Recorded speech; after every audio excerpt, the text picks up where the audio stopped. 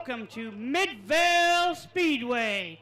On behalf of race director Matthew Helms, the chief starters, Tommy Cale and Jonathan Smith, scorer Gary Smith, my co-announcer Chris Cale, driver mediator Dave Hoopengardner and Chuck Barrett, the lineup guy Don Staley, tech officials Roger Leinard, Joe Leinard, and Daniel Herron, spotter Bill Ditto, pit announcer Bob DeMatteo, the infield safety team Chad Medley, Austin Stoll, John Snyder, Craig Mishler, Larry Sanders, Brandon McCrae, Clay Coyles, Tyler McCrae, and Zach Downing of Mid-Vid Videos, track photographer BP Photography, and track owners and promoter Kim and Randy Smart.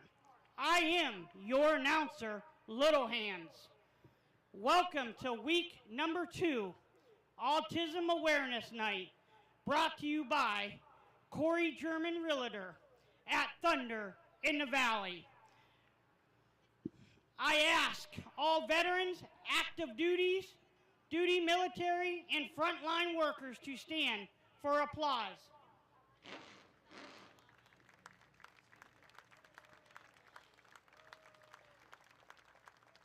Active duty, military, and frontline workers to stand for applause. We are blessed to live in this great country on earth. Would you please honor our nation?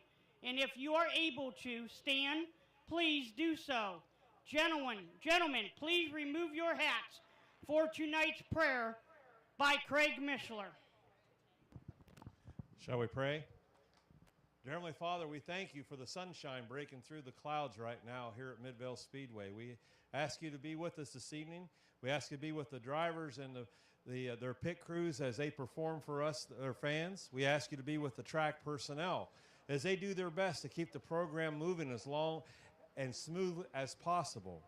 We thank you for all your blessings. We ask you to be with the country of Israel this evening. We ask you to guide and direct us. Please forgive us. In Jesus' name, amen. And please keep standing for our national anthem, please.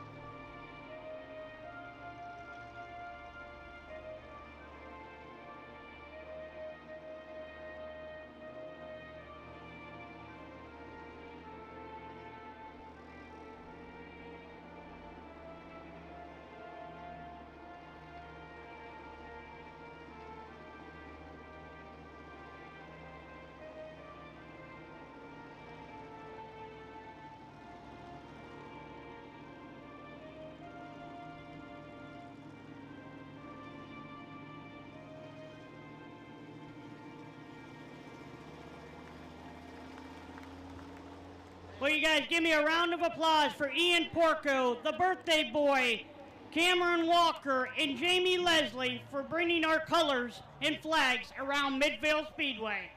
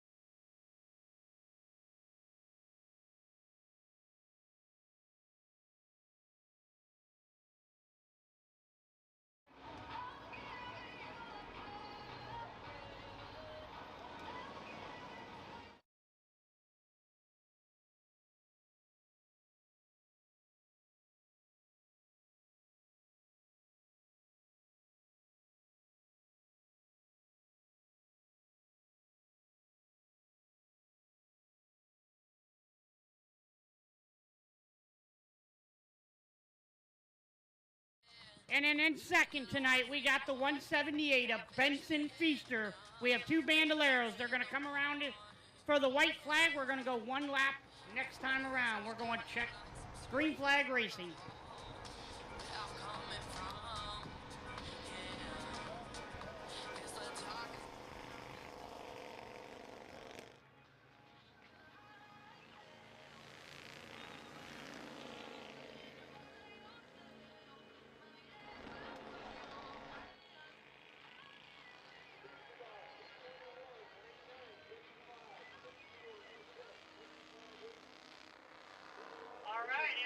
Around into 3 and 4. Jeffrey Elkins and Benson Feaster are going to bring him in for the green flag. As Benson Feaster goes a little high, coming down for the flag, going into 1 and 2. Jeffrey Elkins will be your leader. Whoa, Elkins sideways in turn 2. He'll spin out, caution on the speedway. Complete restart for Benson Feaster, your fastest qualifier, and Jeffrey Elkins, the youngster, the rookie, in the number 8. Elkins, sponsored by Brush Bandit Tree Services, Ron Rug Automotive, Aero Performance, Aerial Wireless, Tommy Trico, McDonald's, and Hannon Electric. And Benson Feaster from Barnhill, sponsored by Y Tavern, My Water Doctor, TDT Septic, and Excavating and Performance Paint Works. As they'll get lined back up and get ready to go green here, field will get the one to go signal this time around. Looks like the rain missed us. The heavy stuff kind of scooted through Port Washington and Uricksville. That's basically was the only thing out there today, and it almost hit us, but it slid by. We've got sun on the racetrack, and we're ready to go for week number 2 here at Midvale Speedway. Should be no threat of rain the rest of the evening, so that is a good thing.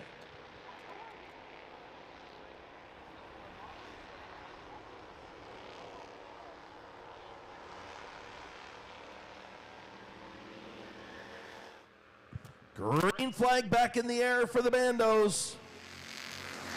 8 laps they'll go around Midvale Speedway. Benson Feaster, your fastest qualifier and feature winner a week ago in the Bandoleros, takes the race lead. Elkins in second. Oh, and caution on the speedway again.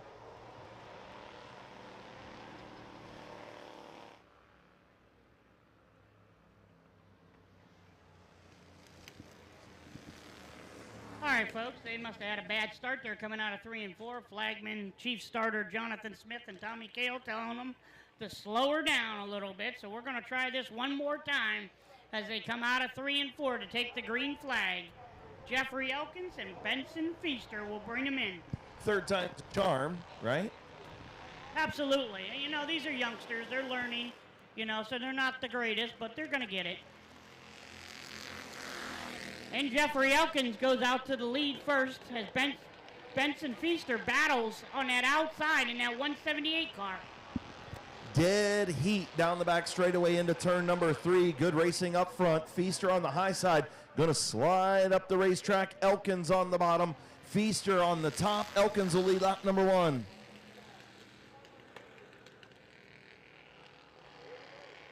I tell you what, Chris, if you remember, I believe Benson Feaster won that feature last week. First time ever winning a feature. He's looking pretty strong. They both are today. I'll tell you what. Oh, Elkins spins in turn 4. Caution on the speedway. 1 lap complete. As Elkins will clean it back up. I was just getting ready to say something about Jeffrey, and I almost put the kibosh on him. I think you jinxed him, Chris. As soon as you said something, he started spinning out. But that's all right. Good thing about that is there's only 2 cars here tonight, so he's doing all right.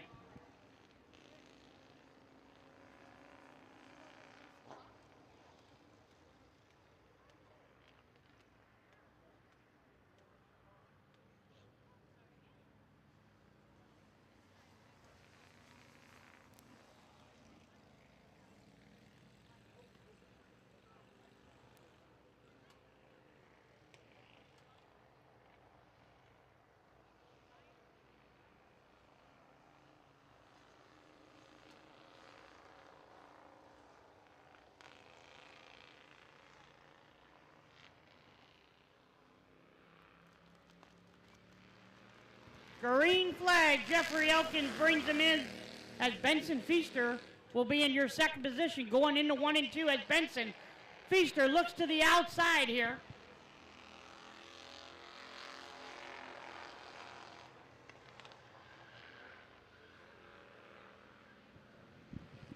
Lap number 2 going to go to the 178 of Benson Feaster as he stays in that high lane, now dives back to the bottom in front of Elkins the third. Again, just remember, folks, just youngsters out there learning how to be race car drivers. He got a little loose out there in turn 3 and 4, Chris. I thought maybe he was going to loop it there for a minute. Yeah, both kids doing a great job. Again, Benson Feaster, your feature winner a week ago, his first ever feature victory. Man, as he's sideways off of 4, and he's going to bring out the caution.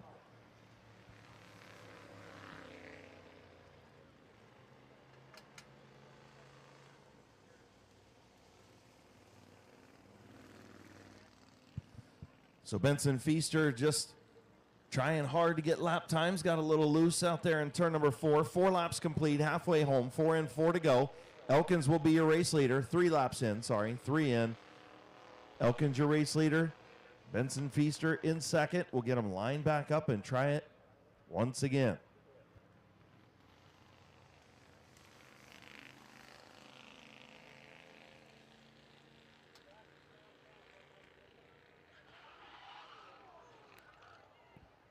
Oh, folks, and we got a little pile up in 1 and 2.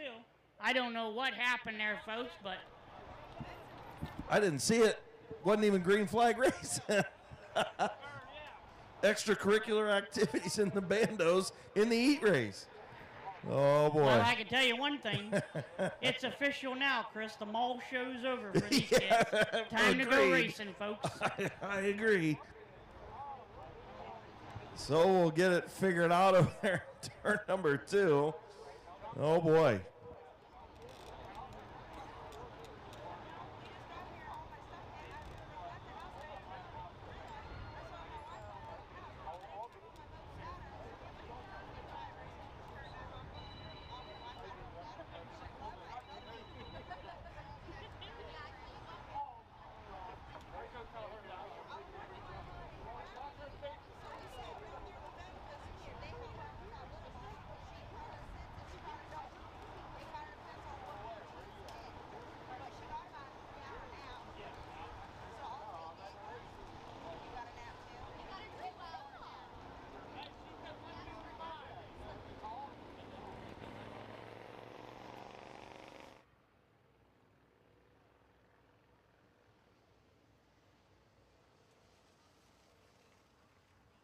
Well, on a good note, folks, they are rolling here, so that means there's nothing wrong with the cars and the drivers are okay. So we're going to bunch them back up, get them too wide here, and see if we can go back green flag racing here as they come around for the white flag. 3 laps complete. We'll see if we can finish up these last couple laps for the youngsters in the Bandoleros.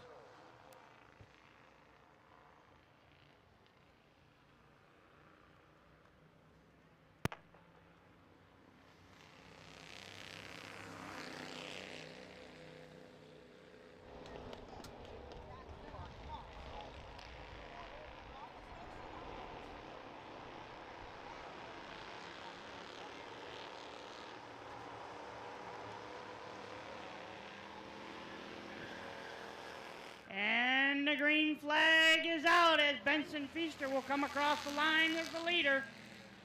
And we're going to throw the caution here, folks. These little guys are just excited to get out here today. I'm excited for them to get 8 laps in. I don't know about you.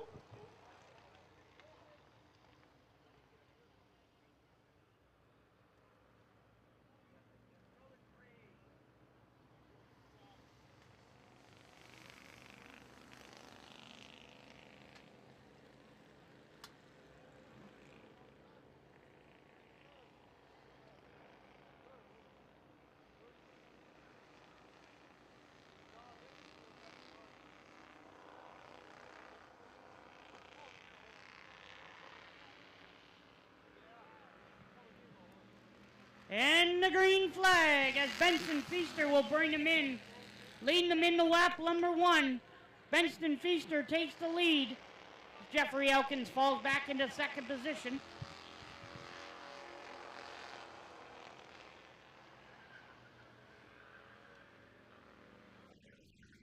Halfway home, 4 and 4 to go. Benson Feaster, Jeffrey Elkins the third.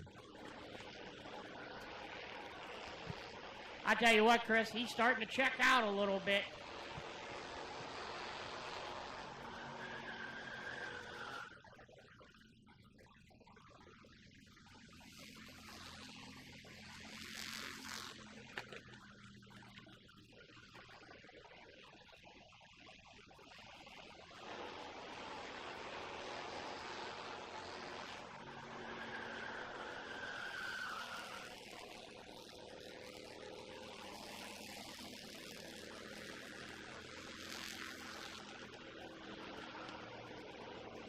As Benson Feaster comes down the back stretch into 3 and 4, he's going to take the white flag for 1 lap to go, as Jeffrey Elkins will be in the second position.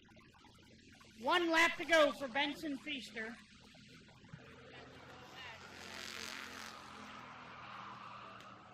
Benson Feaster spins out in 1 and 2 as the caution will come out.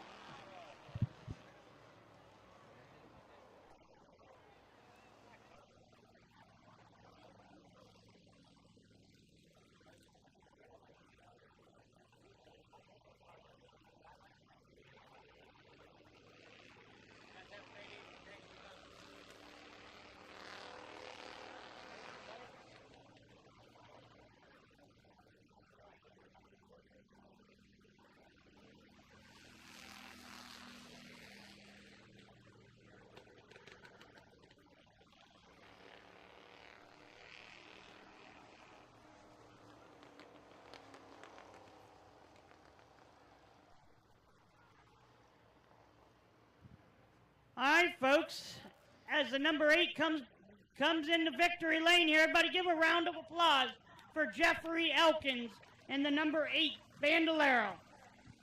Minerva, Ohio driver in his first ever heat race win in the Brush Bandit Tree Services, Ron Rug Automotive, Aero Performance, Aerial Wireless, Tommy Trico, McDonald's, and Hannon Electric sponsored number 8, your winner, Jeffrey Elkins III.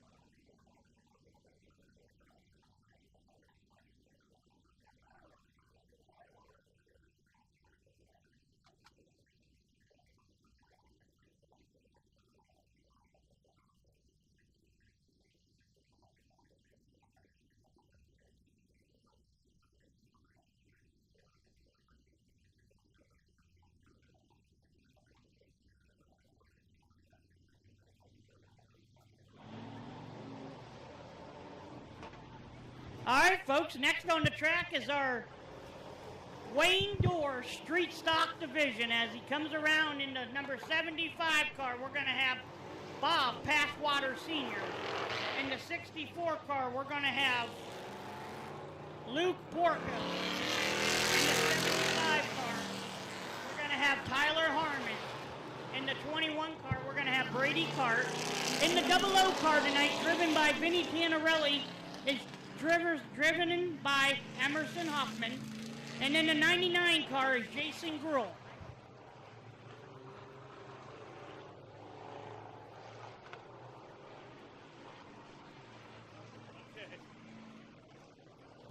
So Vinny Tanarelli taking the week off.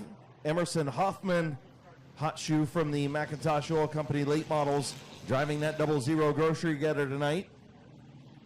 And the 99 of Jason Gruhl, not making the call. Your fastest qualifier, the 67 of Bob Page, actually sitting over there.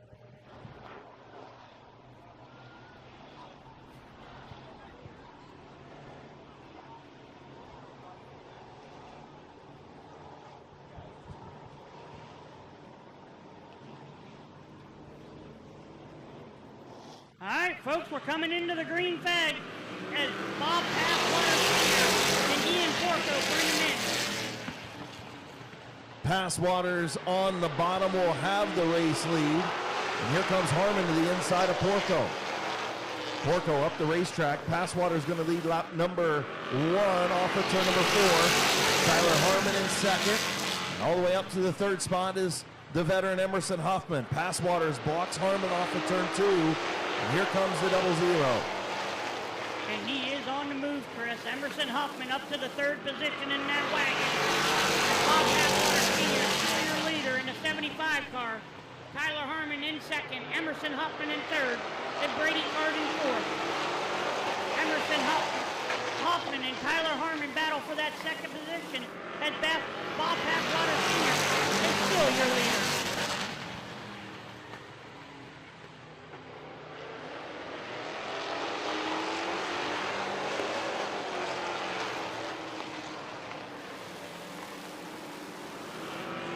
Halfway home, 4 in, 4 to go. Passwaters all the way on the bottom. Harmon on the top. Going to try and take the race lead off of turn 2. Dead heat into 3. Passwaters all the way on the bottom. And folks, in that 75 car, Tyler Harmon in the second position. He is a new rookie and a new driver in the street stock division, as he just about gave Passwater Sr. the chrome horn. Now he's got to deal with Emerson Huffman, who's on the inside of the 75, and they might go 3 wide into 1. Thought better of it was the veteran Emerson Huffman. Harmon back to the outside of Passwaters, coming in for the white flag.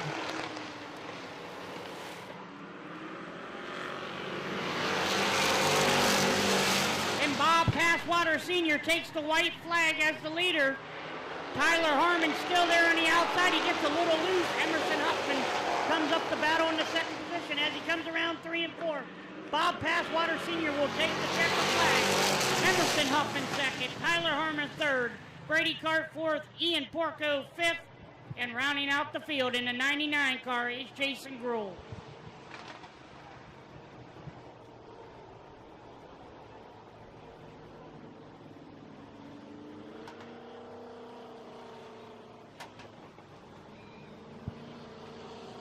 Pulling into H&M Collision Victory Lane, your winner all the way from Waynesburg, Ohio, Bob Passwater Sr.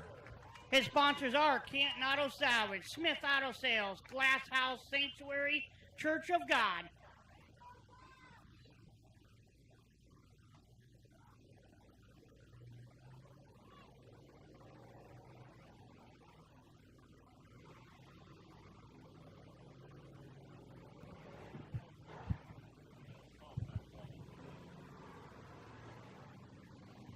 All right, next, folks, this is your fast heat race for the street stock. We're going to have on the pole the 88 car of Dennis Wood, the 58 car of Zach Kogar, the number 5 car Brandon Thomas, a.k.a. Pork Chop, the number 17 car, your feature winner last week, Youngster, the number 17 Nathan Smart, a.k.a. the Bonsai, and rounding out the field in the 67 car is Bob Page. Bob Page, fastest qualifier in the street stocks and the late models tonight. Doing triple duty in the 49 modified as well. So Bob Page trying to do the unprecedented, win the top 3 features, or the top 3 division championships here at Mid-Vid Speedway in 2024. Dennis Wood going to be hard to get around, starting on the pin. Zach Kogar in the 58 alongside. Pork Chop and Smart, row 2. And Page out back, getting ready to come in. Very slow pace by Dennis Wood into turn 3. Chief starter Jonathan Smith throws the green, and we're underway.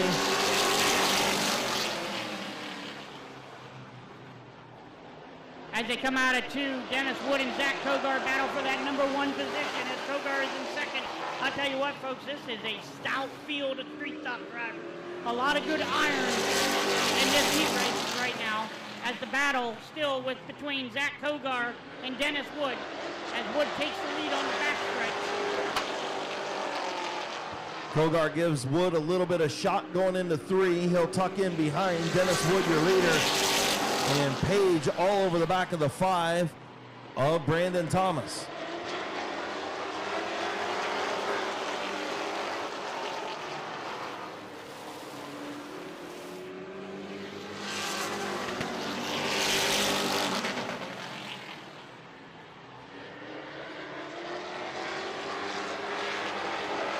Bob Page up to the 3rd spot. Smart up to 4th. Halfway home, 3 and 3 to go. Dennis Wood out front.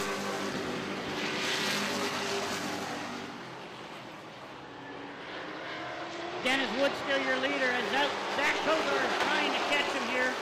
Coming into 3 and 4, we got Bob Page and Nathan Smart and Brandon Thomas trying to catch the number 1 car as it goes into 1 and 2.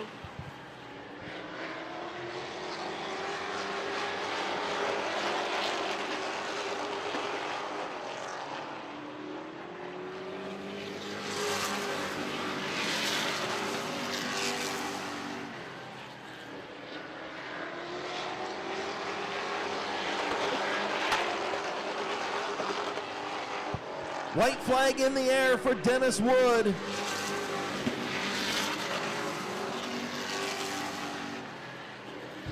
Dennis Wood comes down the backstretch in that beautiful number 88 street stock as he comes into 3 and 4. He's going to take the checker flag for the second street stock heat race, which is the fast street stock heat race. Dennis Wood takes your checker flag.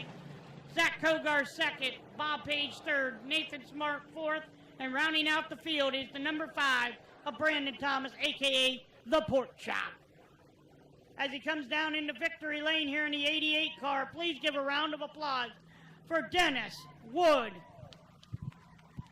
Barberton, Ohio driver in the UFO, Steve's Auto Service, Yard Can Dumpsters, Lee's Famous Recipe, Quality Lawn Care, K&D Creations, Hammer Construction, Hullab Recycling, Macintosh Oil, TWR Racing, and Giuseppe's Pizza sponsored number 88, D. Wood.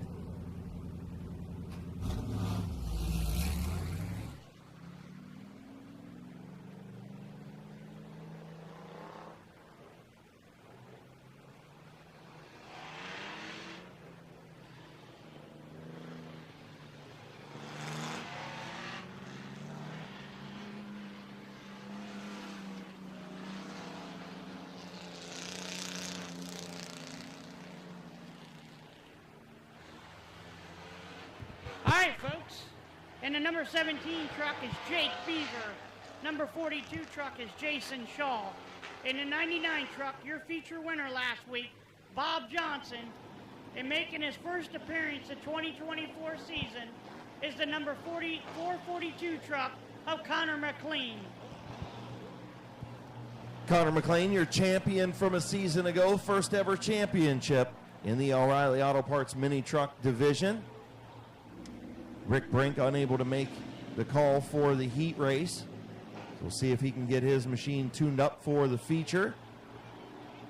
Leave it to Beavers and Jason Shaw on the front row. 8-lap heat race for the O'Reilly Auto Parts mini trucks. Green flag in the air, and I'll bet you the yellow is going to come out too. I'll tell you what, folks, Chris, if you remember, that 17 truck was pretty fast last week.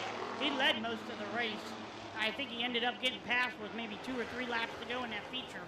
Yeah, it was a heck of a battle between Jake Beavers, the 442 of Jason Shaw, and the 99 of Bob Johnson. They put on a whale of a show up front. Also, the 00 Blake Ripley having some issues during practice and qualifying.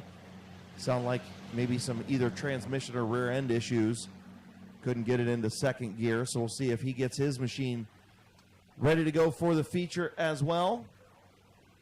See if we can get Beavers and Shaw side by side in turn number 4 this time around.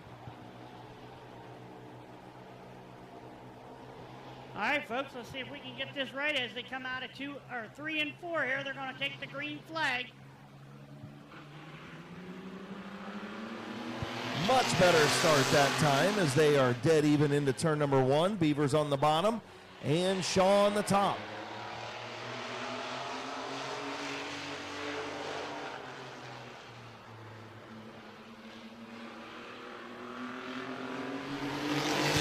number 1 by a nose. Jake Beavers in front, but still 2 by 2. Heck of a battle coming down the backstretch between Beaver and Shaw. As Beaver led lap number 1, he comes through 3 and 4 to lead number 2.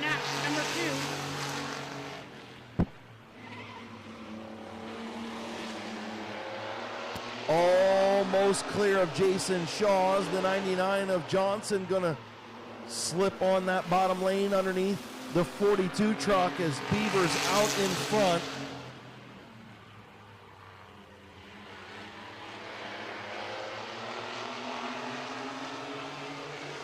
Oh, as we go 3 wide into 3 and 4, Beaver still saves it as Shaw on the outside. Shaw's gonna lead this lap.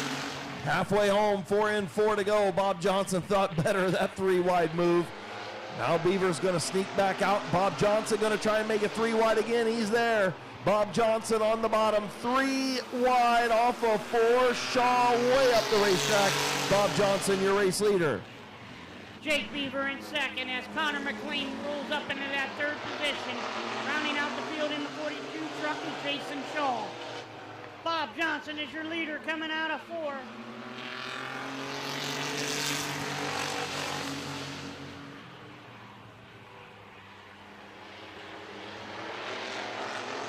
Connor McLean slipped up off of turn 2. That allows Jason Shaw to get back to the bottom of the 442 white flag for the 99.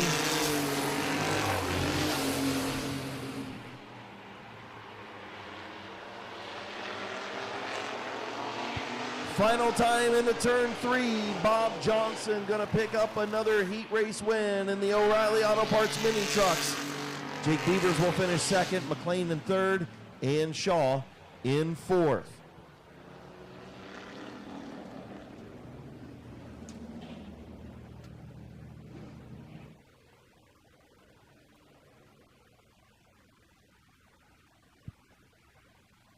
Pulling into H&M Collision Victory Lane, put your hands together for number 99, Bob Johnson.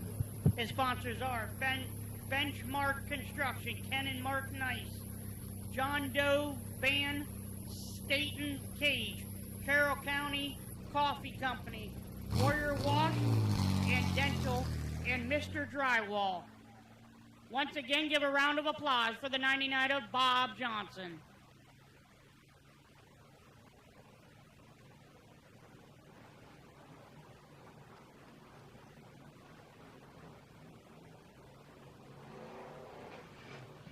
All right, folks, next on the track is our Macintosh Oil late models. First heat.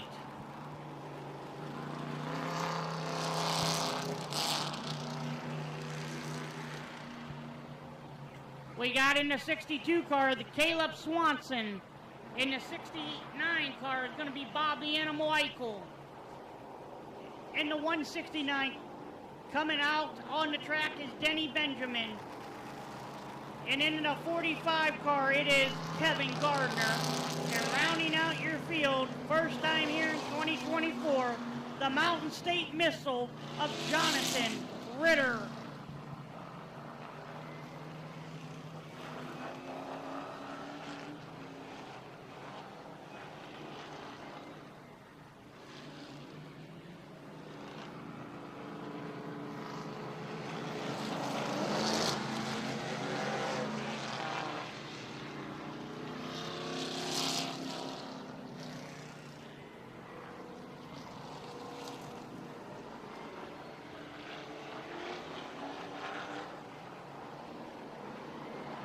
Getting ready for the green flag, Chief Starter Tommy Kale. Green flag in the air. The Animal on the outside in the 62 of Swanson.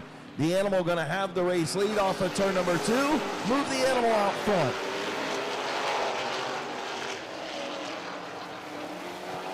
Bob the Animal Eichel comes down and leads lap number 1.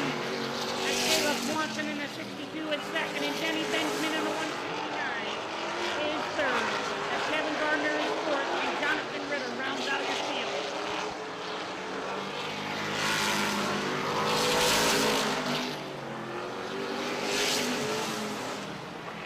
I'll tell you what, folks, look at that 69 car. He is checking out.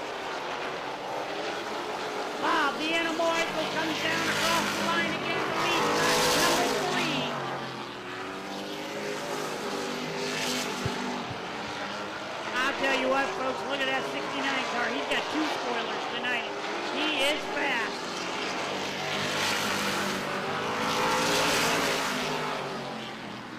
Four in, 4 to go. We are halfway there once again. The 69 car coming out of 3 and 4. We are 4 in, 4 to go. Bob the Animal Ankle pulling away out front, but Denny Benjamin finally around the 62 of Caleb Swanson.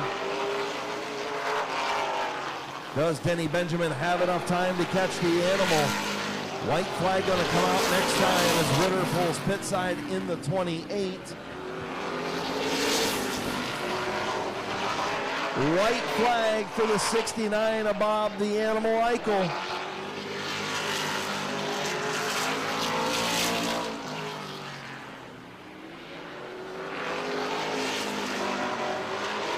Coming out of 3 and 4, it's going to be Bob the Animal Eichel in the 69.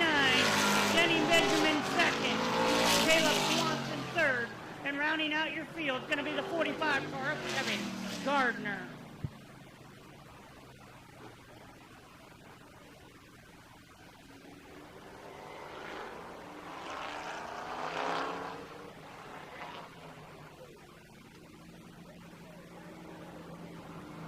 I tell you what, folks, give a round of applause for this man and the number 69 of Bob the Animal Eichel.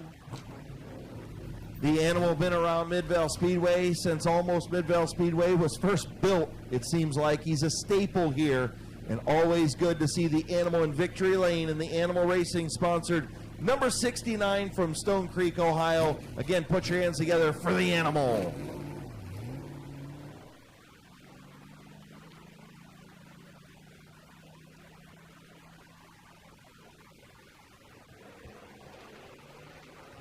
All right, folks, our second Macintosh Oil late model heat coming out.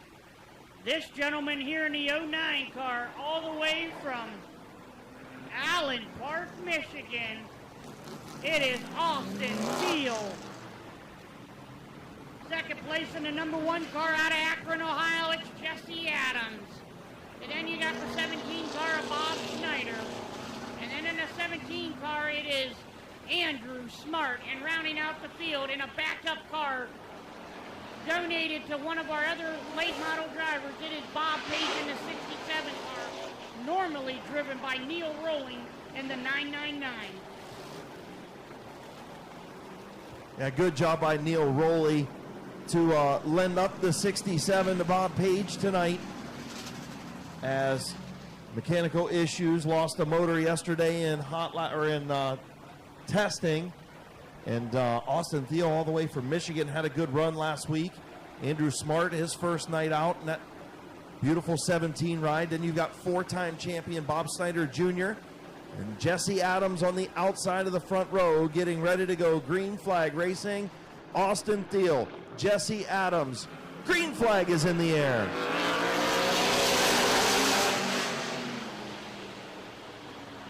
Austin Thiel comes around 2 onto the backstretch. He is your leader, coming down into 3 and 4 to take the first lap. Jesse Adams is in second and Bob Snyder third. The battle between Andrew Smart and Bob Page for that 4th position.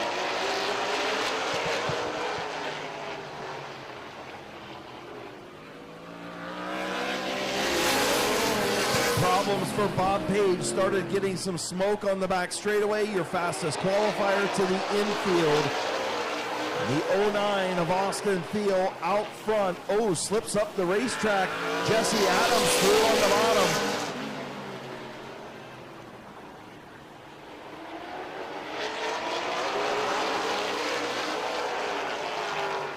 Jesse Adams brings the field through 4. He's going to take past victory lane.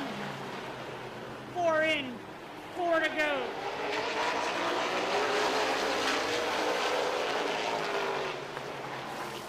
Jesse Adams, Austin Thiel, Bob Snyder Jr., and Andrew Smart. Your 4 left. Hopefully Bob Page will be able to get that machine fixed up. Hopefully not a terminal issue. 2 to go for Jesse Adams.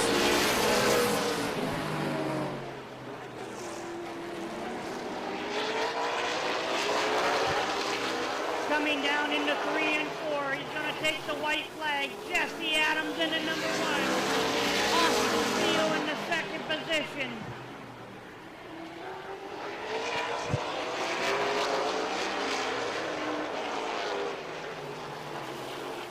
And off of turn number 4, your winner, Jesse Adams. Austin Thiel will finish second, Bob Snyder Jr. third, and Andrew Smart in fourth.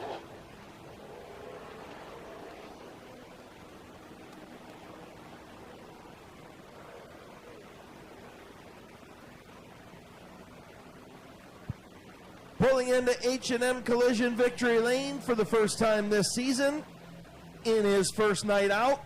In the number 1 ride, put your hands together for Jesse Adams. Jesse Adams car is sponsored by Macintosh Oil, Magic City, Direct Detail.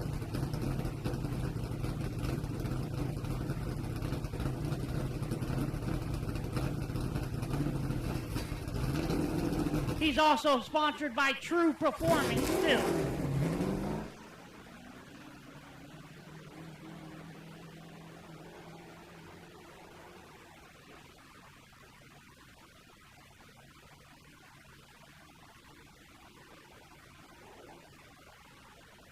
I'll tell you what, Chris, it's a heartbreak to see that 67 car sit in the infield.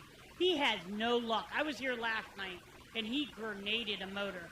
And believe it or not, folks, you're going to be surprised, just as I'm surprised. I had to work last night cleaning up oil because Bob Page blew up. It's just a heartbreak. It is, and it looks like a puddle of oil down there on the figure 8 track as well. And, yeah, looks like could be a terminal problem for Bob Page. We hope not, but I'm sure the Page Tannerelli Racing Team going to take a look at it. Feel bad for Neil Rowley, too. That's his ride out there. I mean, last week he broke a rear end, Chris. Last night he broke a motor, and God knows what happened tonight. Yeah, it's has not been a kind 2024 season on the late model side of things for Bob Page. To start things off, we've got our Ross Mountain Barbecue and Catering Crown Vics coming up next. They're going to take a quick look at the racetrack before we bring them out.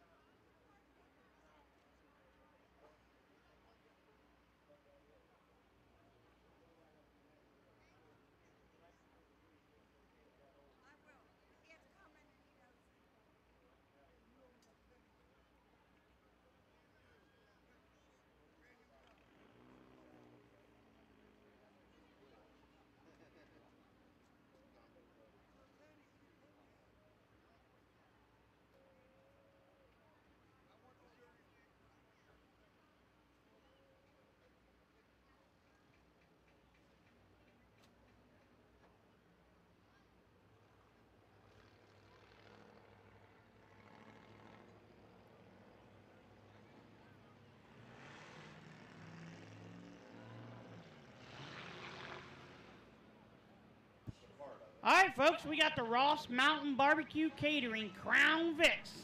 And the 88 car is going to be Kyle Finlayson tonight, normally driven by Rob Scott. And the 99 car is going to be Kyler Gruhl. In the 118, it's going to be Travis Roth. And in the 61 car is going to be Ronald Sion. Sion, never been in a race car before, out here in the Crown Vics. So if you want to get yourself a Crown Vic, this is a good division to get started in, especially for a youngster that wants to move up and learn how to drive rear-wheel drive cars. It's a good division for it. Crown Vics here at Midvale Speedway, all brought to you by Ross Mountain Barbecue and Catering. Kyler Gruhl, your fastest qualifier in the 99. Finlayson in the 88 on the front row. Tyler Roth had a really good opening night in the 118, and we'll see what Sion has here. New Philadelphia, Ohio driver in the 61. Getting ready to go green flag racing. We're underway. As they come down past Victory Lane into 1 and 2, it's going to be Kyler Gruhl in the 99 car, your leader.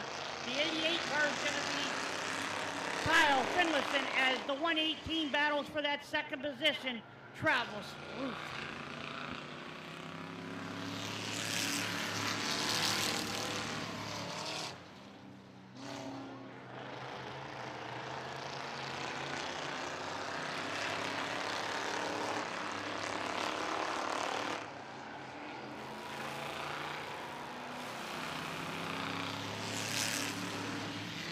All right, folks, and the 99 car is Kyle Gruhl, not Kyler.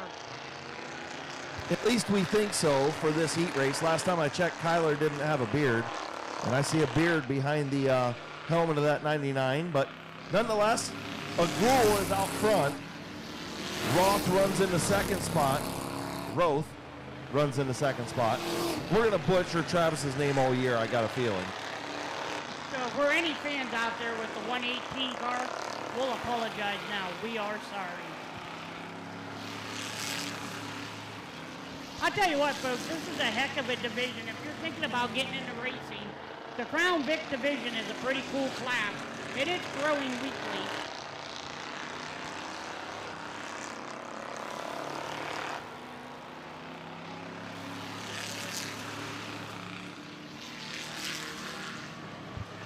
Look at Gruhl in the corner. I think him and Roth were both drifting through turn one. And I'll tell you what, give a call to Ronald Sion, doing a good job in that 61 on the lead lap, and he's never been in a race car before. He's doing a lot better than me. I remember the first time I made some laps around this track. I don't think I made it into 1 and 2 without spinning. So he's got little hands beat for sure.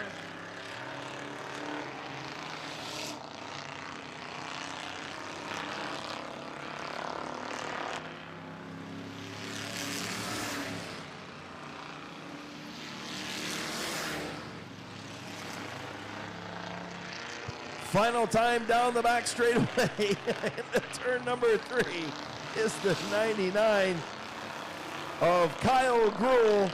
He's going to win. The 118 of Travis Roth will finish in the second spot. Third, the 88 of Kyle Finlayson, and rounding out heat race number 1, the 61 of Ronald Sion.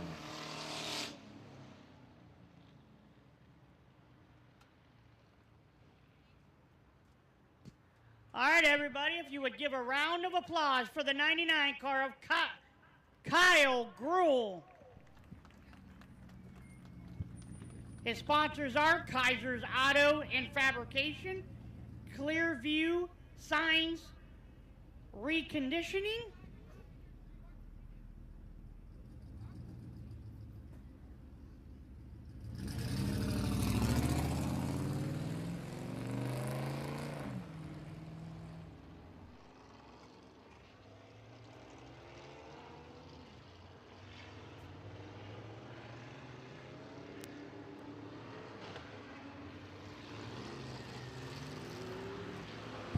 moving in to the HRN Construction and Restoration Modifieds. Starting on the pole to 34 is Conrad Yoder.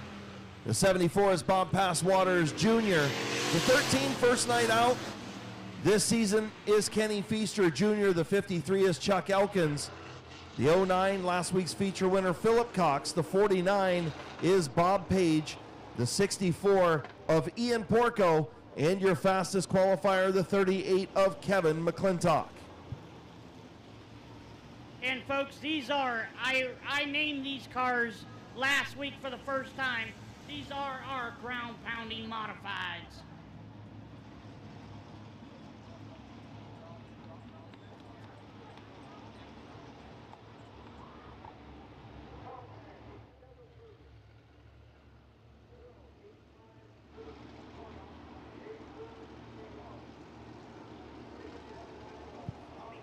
Chief starter Jonathan Smith, green flag in hand.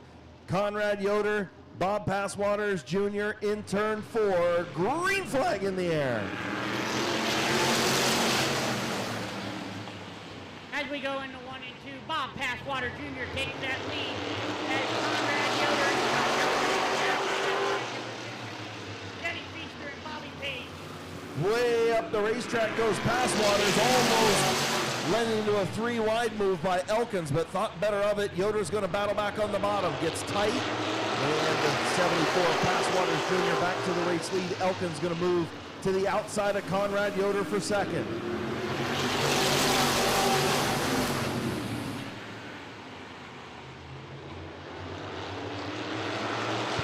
Kenny Feaster Jr. thought about a 3-wide move, thought better of it. Passwaters up front. Now Yoder's going to block Feaster off of 4. And the 53 or 52 of Elkins drops down to the bottom in the second spot. But here comes Bob Page. And we have a battle with Conrad Yoder and Kenny Feaster as Bill Foster is battling with Conrad Yoder in the back of the field. Conrad Yoder looks like he's getting a little loose. He's just not being able to keep her in one spot. Yeah, I don't know if it's loose or if it's pushy loose. I think he's more pushing in the center of the corner, making him loose coming off. But Bob Page up to the second spot. Here comes Feaster for third behind Passwaters. So Bob Sr. won the street stock heat race, and Bob Jr. win this one. 2 laps to go. As we have a good battle between Phil Cox in the 09 and Chuck Elkins in the 52. Chuck Elkins, a long-time racer here. It's been a couple years since he's been here. He just gets to feel with things again. As the white flag is out, as Bob Page and Bob Passwater Jr. battle for that number 1 position go down the back stretch into 3 and 4. Bob Passwater Jr. is going to take home the checker flag as Bob Page is second, Kenny Feaster third, Phil Cox fourth, Luke Porco and Ian Porco in fifth. Bob Page goes right from a late model into a modified after he drove a street stock. A lot of talent in Bob Page. Heat race number 2 of the HRN Construction and Restorations Modified. Gonna go to the Waynesburg, Ohio driver of Bob Passwaters Jr. Bob Passwater Jr. sponsors Canton Auto Salvage, Smith Auto Sales, the Glass House, Quality Muffler, the Railroad, the Sanctuary, Church of God. Once again, give a round of applause for the 74 car, Bob Passwater Jr.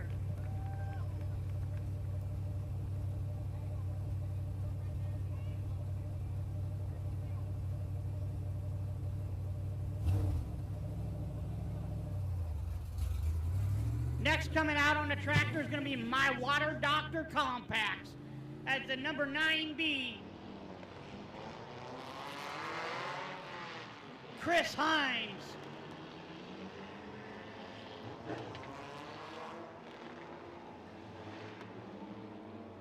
The 99 of Jordan Gruhl, the 6 of Dylan Martin, the 13 of Alan Boyd, the 44 of Laura Day. The 6X is going to be Peyton Martin. We're going to go 8 laps around Midvale Speedway tonight.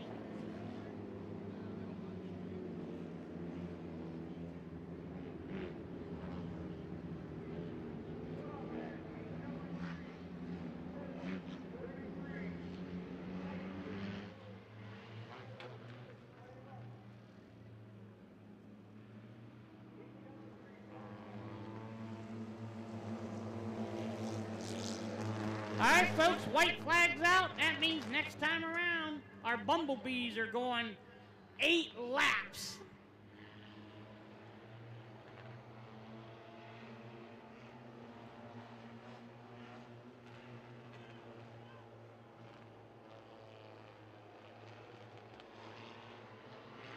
All right, folks, here we go. We're going to go green flag. Chris Hines and Jordan Gruhl will bring the bumblebees in.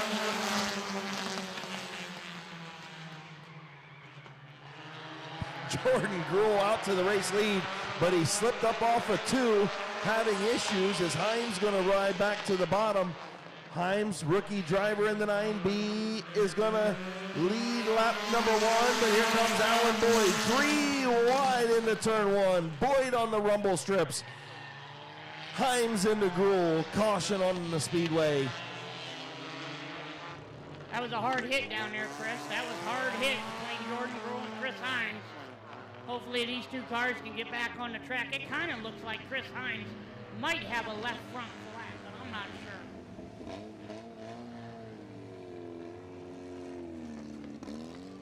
He's got a right front flat, folks. So the 6 or the 9B will go pit side with a right front flat.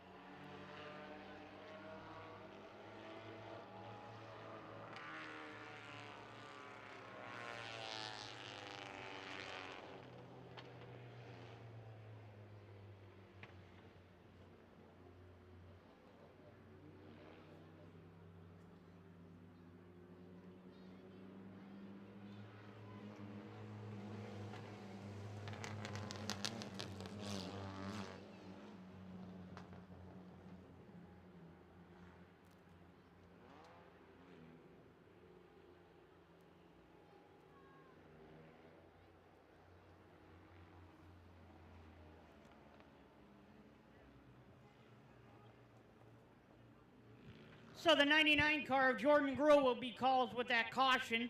So our new lineup's going to be the 13 of Alan Boyd, the 6 of Dylan Martin, the 6X of Peyton Martin, and the 44 of Laura Day.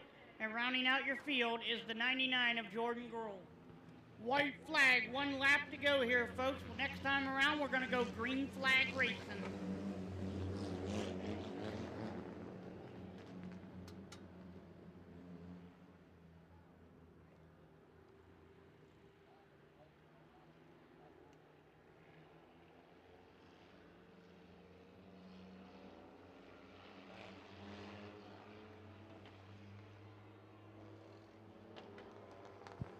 Alan Boyd and Dylan Martin. 1 lap complete. Green flag back in the air. And here come the bumblebees as the number 6 car. Dylan Martin brings them in. Alan Boyd takes that number 1 position over Dylan Martin.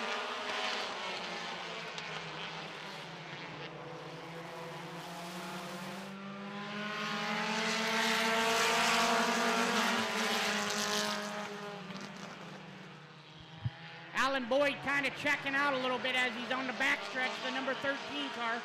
Jordan Gruhl and Dylan Martin are battling for that number 2 position as they make a little bit of contact coming into 3 and 4. Jordan Gruhl's going to take that second position away of Dylan Martin.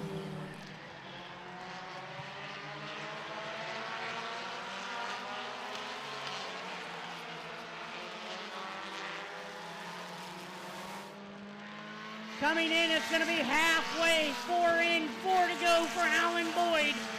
as he's got about a 2 to 3 car length lead against Jordan Gruhl, but Jordan Gruhl is catching him. Off turn number 4, we'll see what it was or what it is at the line. It's 0.7 seconds, almost 0.8. So an 0.8 of a second lead is Gruhl cutting into the Alan Boyd race lead in the My Water Doctor Compacts. 2 to go. Jordan Gruhl right on the back bumper of Alan Boyd. Well, Chris, does Jordan Gruhl have enough to get around him with 2 laps to go? He's fast in this heat race. Both cars out front and looking good.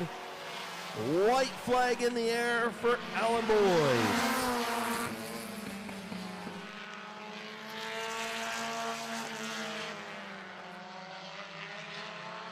Final time into turn number 3. Boyd and Gruhl now side by side. Who's gonna win it? It's gonna be Alan Boyd.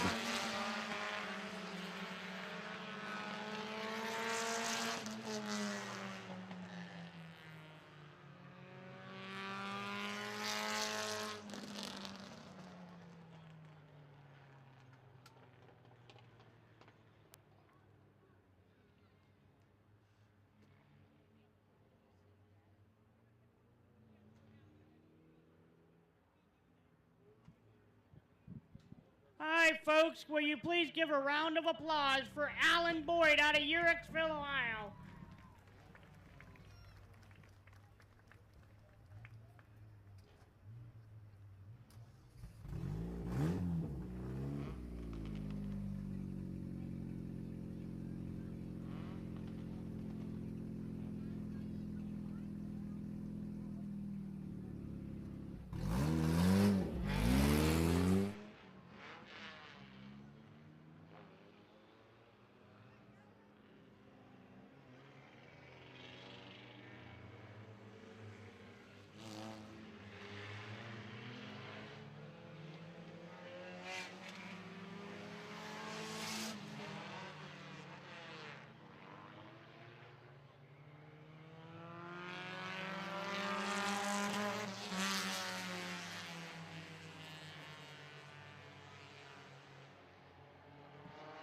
All right, folks.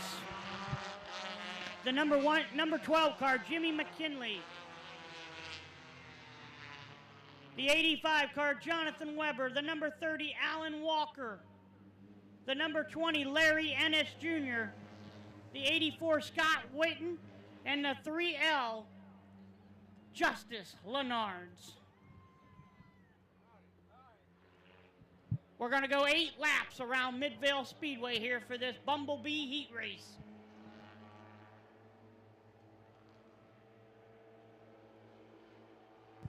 Jimmy McKinley and Jonathan Weber. Green flag in the air. Heat race for the My Water Doctor Compacts. Oh, McKinley sideways, got up into Weber a little bit. Weber going to drop in behind. Jimmy McKinley going to have the race lead in turn number 3. And here comes Larry Ennis Jr. in the outside lane.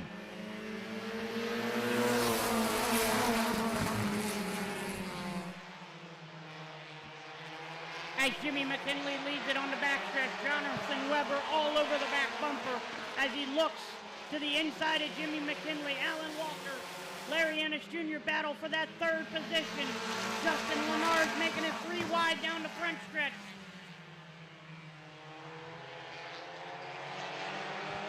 McKinley still your leader here.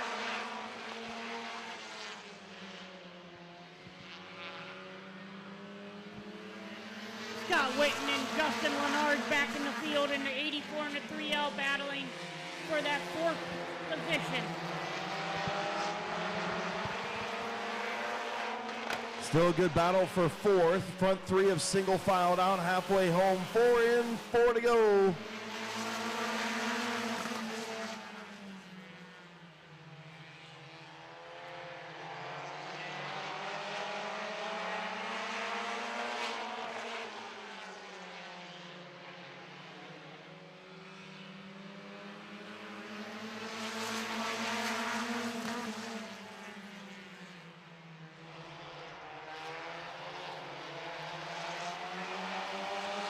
McKinley up the racetrack, got loose in turn number 1 and 2, and Jonathan Weber to the bottom.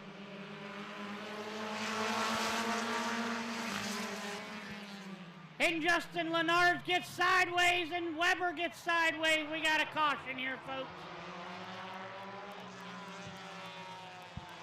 Caution, possibly a little moisture on the racetrack, so caution for moisture.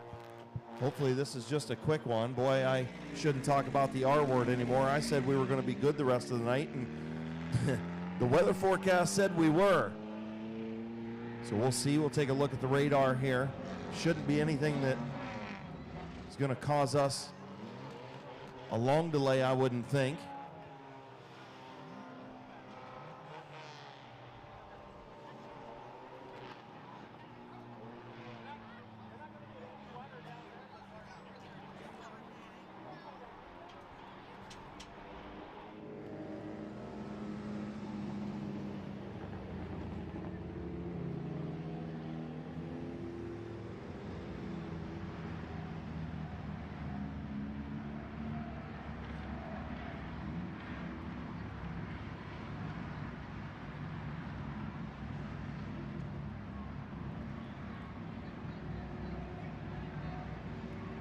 All right, folks, after looking at the radar, we do got a little bit of rain, but not very much. It's going to disappear after this, and we should be good after this. We're not going to talk about it anymore, though, because the last time we did, we said that. We put the kibosh on things, but nonetheless, does look like just a little bit of a moisture moving over the speedway, but nothing that's crazy. So hopefully we'll be able to keep some heat in the racetrack with these compacts out there, and shouldn't be a whole lot of a delay. Looks like things have kind of stopped out there right now, so that's a good thing. So we'll see what happens. Keep them out there and keep some moisture in the racetrack, or keep some heat in the racetrack, but it looks like the rain has kind of stopped a little bit.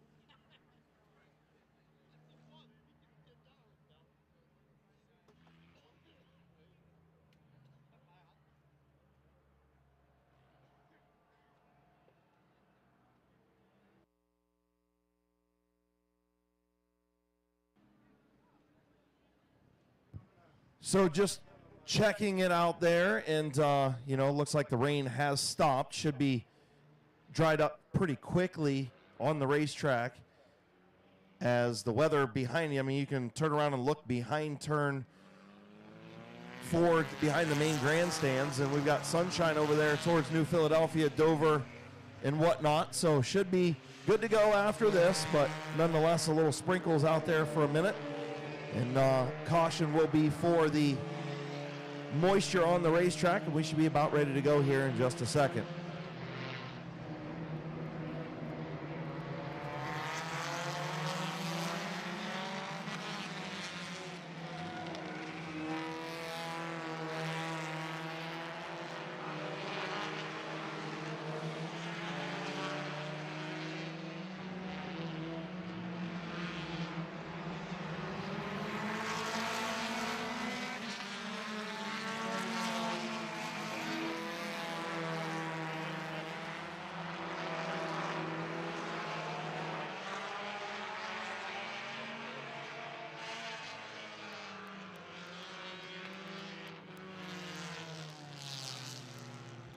All right, folks, we're going to go back racing here. We had to put some heat in the tires and heat heating back in the track a little bit.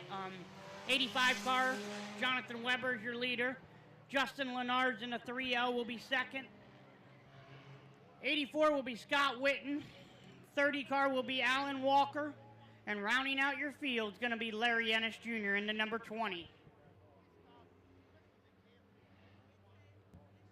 Sorry, folks, not Alan Walker in the 30, Alex Walker. I do apologize about that.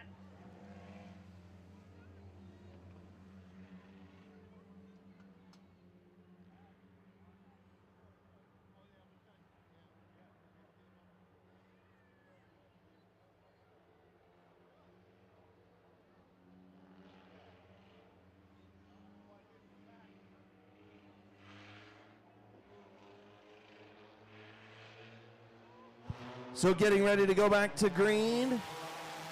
Green flag in the air, Jonathan Weber, Justice Lenars with the flapping hood in the 3L into turn number 1. 2 laps to go. Weber going to have the race lead. Witten going to move to the inside of Lenars.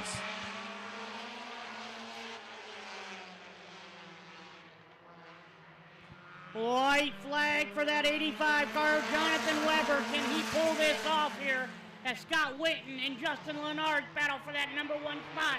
Lenards on the outside on the backstretch. He looks like he's going to take the number 1 position as Witten looks in for second, tucks it back in, coming out of 3 and 4. Justin Lenards will take the checker flag. Jonathan Weber second, Scott Witten third, Larry Ennis fourth, and rounding out the field in the number 30, Alex Walker. Justice Lenars got the deranged Easter Bunny alongside in the passenger seat of that 3L machine. Pulling into H&M Collision Victory Lane, put your hands together, Carrollton, Ohio driver Justice Lenars. And this Bumblebee sponsored by Finlayson Racing Graphics and Mama's Money, Justin Lenards.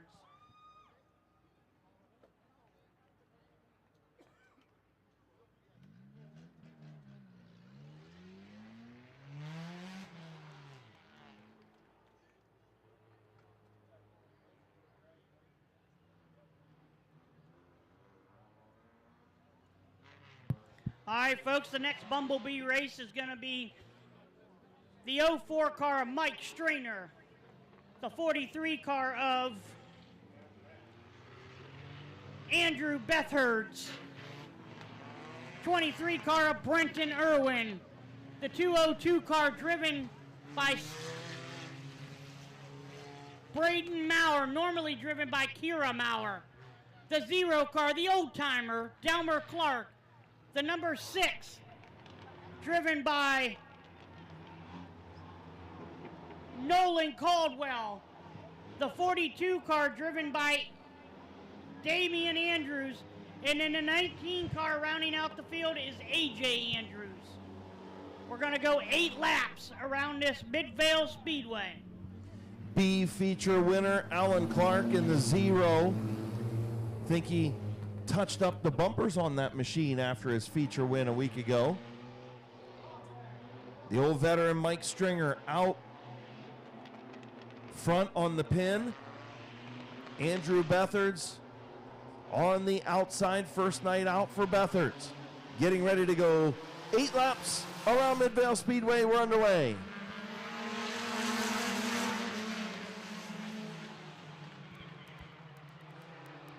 And we're going to have a caution.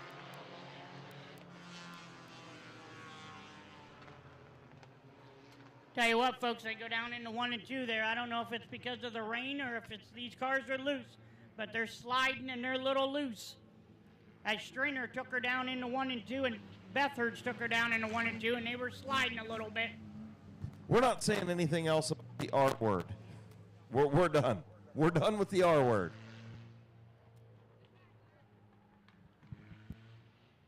Once we get through this little spot that's on the radar, we should be clear of anything else, but nonetheless right now, still drizzling a little bit again.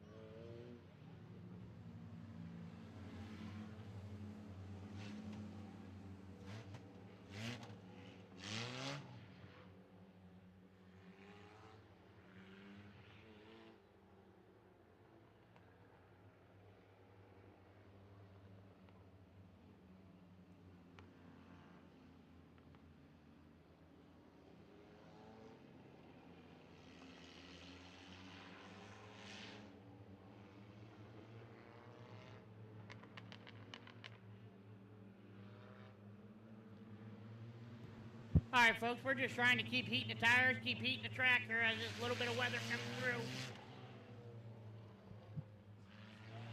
Don't forget, folks, if you want to go down to our concession stand, we got ice cold beer, we got pop, we got food, we got everything you need down in our concession stand. All right, folks, we're going to get ready to go green flag next time around. Mike Stringer and Justice Renards. Green flag in the air. Stringer and Bethards into turn number 1. Bethards up the racetrack a little bit. Stringer on the bottom. He'll have the race lead into turn number 3. Bethards going to battle back on the outside. Here comes Brenton Irwin on the bottom.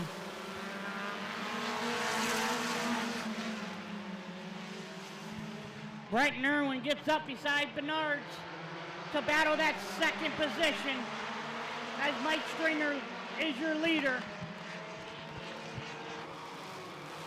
I'm so sorry, folks. I'm butchering everybody's name tonight. Bethards and B are battling for that second position. Mike Stringer still out front in that 04 car.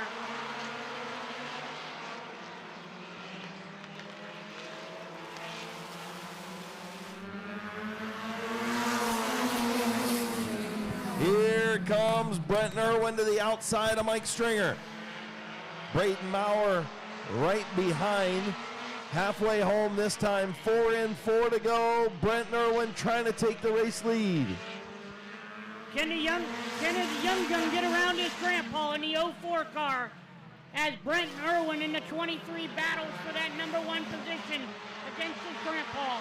The 202 car is Braden Maurer, and the 0 car, the old-timer, Delmer Clark. And the 19 car just pulled off as we got a heck of a battle with 5 in.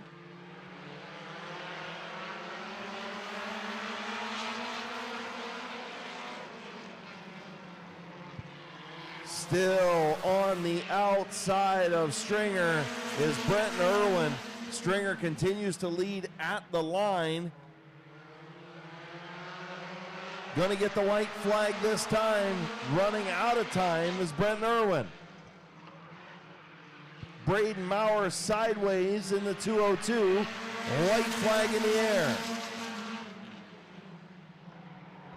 Mike Stringer comes out of 2 under the backstretch. As Maurer and Irwin battle for that number 2 position. Out of 3 and 4, Stringer going to be your heat race winner. Brent Irwin 2nd, Braden Maurer 3rd, Delmer Clark 4th, Noah Caldwell 5th, and rounding out your field, Andrew Bethards.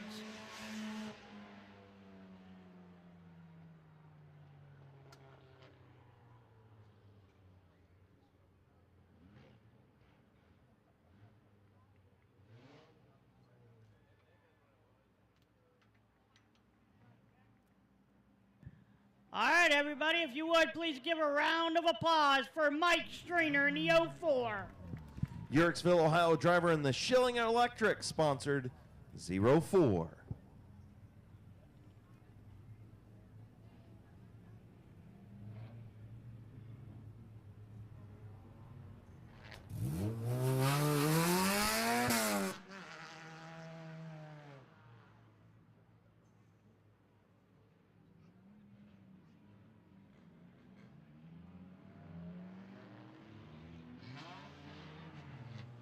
All right, folks, in the 78 car, we got Stephen Feaster. In the 88, we got Alan Walker.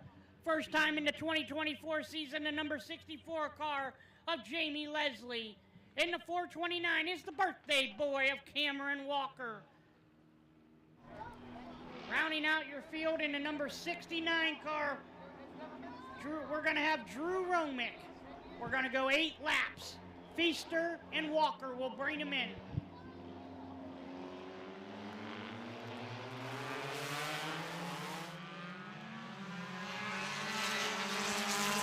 Sorry, folks, in the 69 car.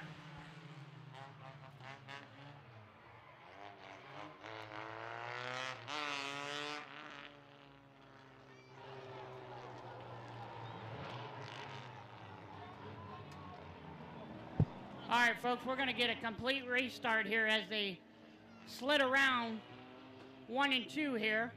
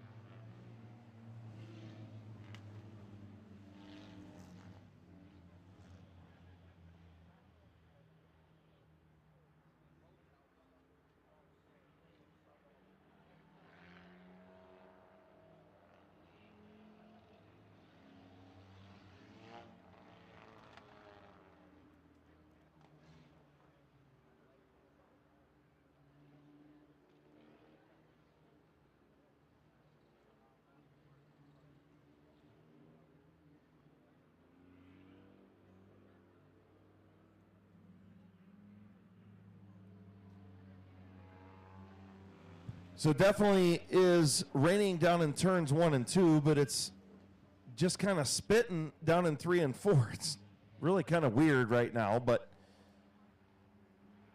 just waiting on this to finally finish moving through here. We should be good to go, but again, just be patient with us. Nothing we can do about Mother Nature.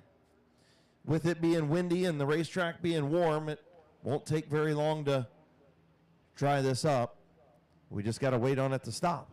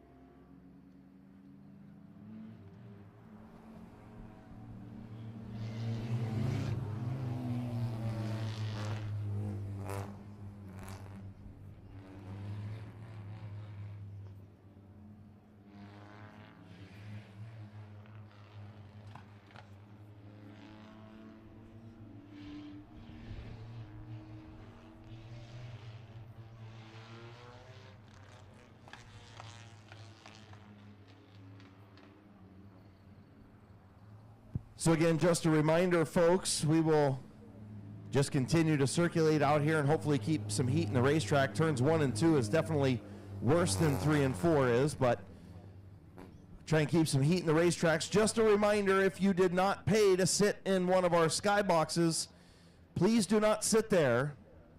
Those are for our corporate members and sponsors. And I know for a fact that there's people sitting in a skybox right now that shouldn't be.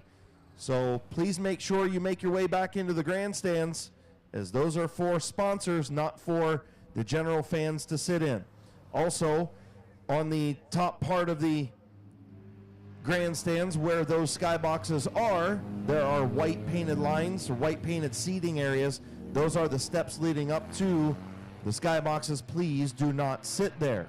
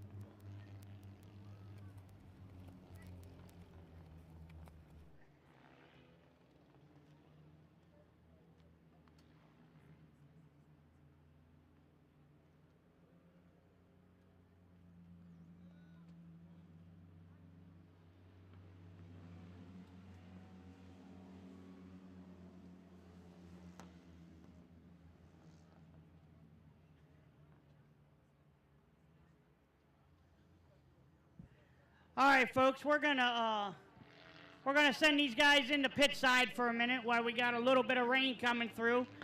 Once again, just be patient. I hate saying that word here, but we don't want to waste these guys' fuel and tires, so we're gonna pull them pit side while we got a little bit of this weather coming through, and we're gonna bring them back out here very soon.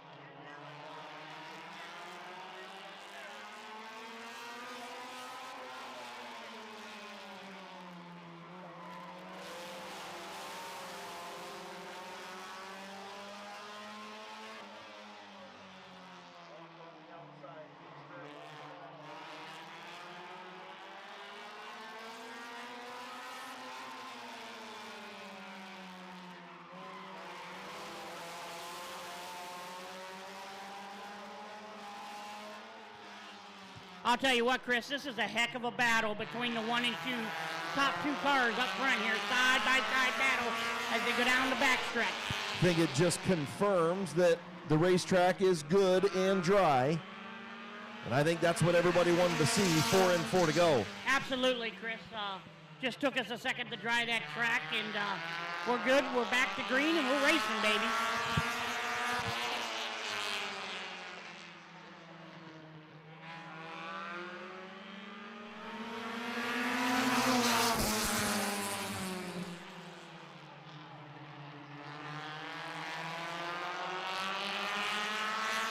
Steven Feaster going to inch out in front.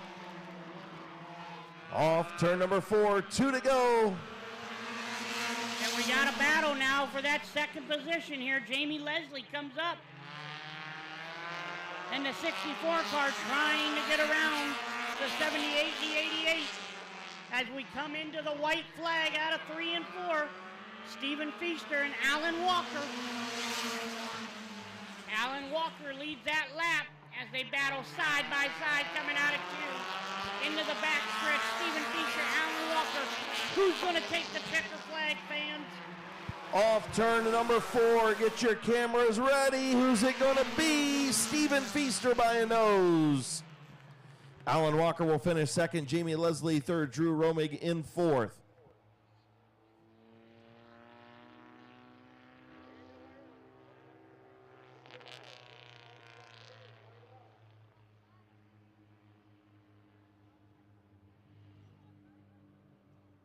Pulling into H&M Collision Victory Lane in our My Water Doctor Compact Division. All the way from New Philadelphia, Ohio, put your hands together for Steven Feaster.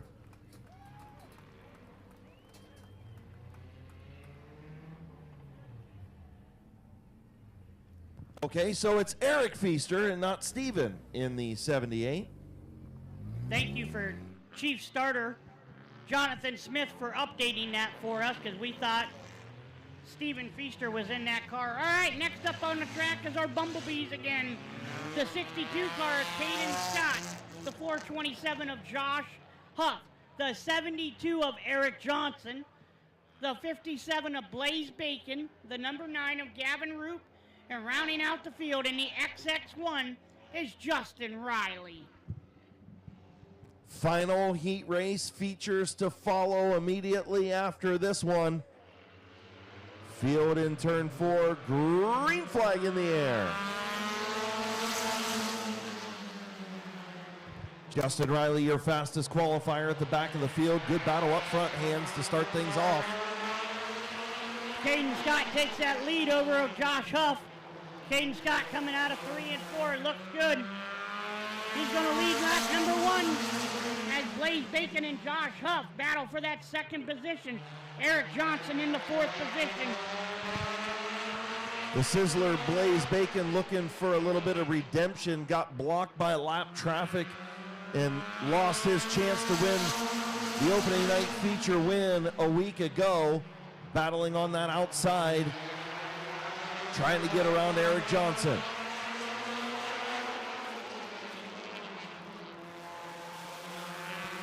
Caden Scott brings him around as he's the leader. Josh Huff in second. And I'll tell you what, we got a heck of a battle with Eric Johnson and Blaze Bacon for that 3rd position as Gavin Root is slowly inching up into that position as well.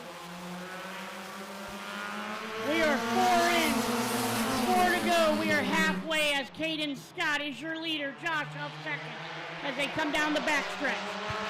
Give a call out to Eric Johnson stepping in that Dan Bucky 72 machine, and he's giving it a ride up there in the 3rd spot with 3 laps to go. I'll tell you what, Chris, he was fast earlier. I was watching him in hot laps, and he was wheeling that thing.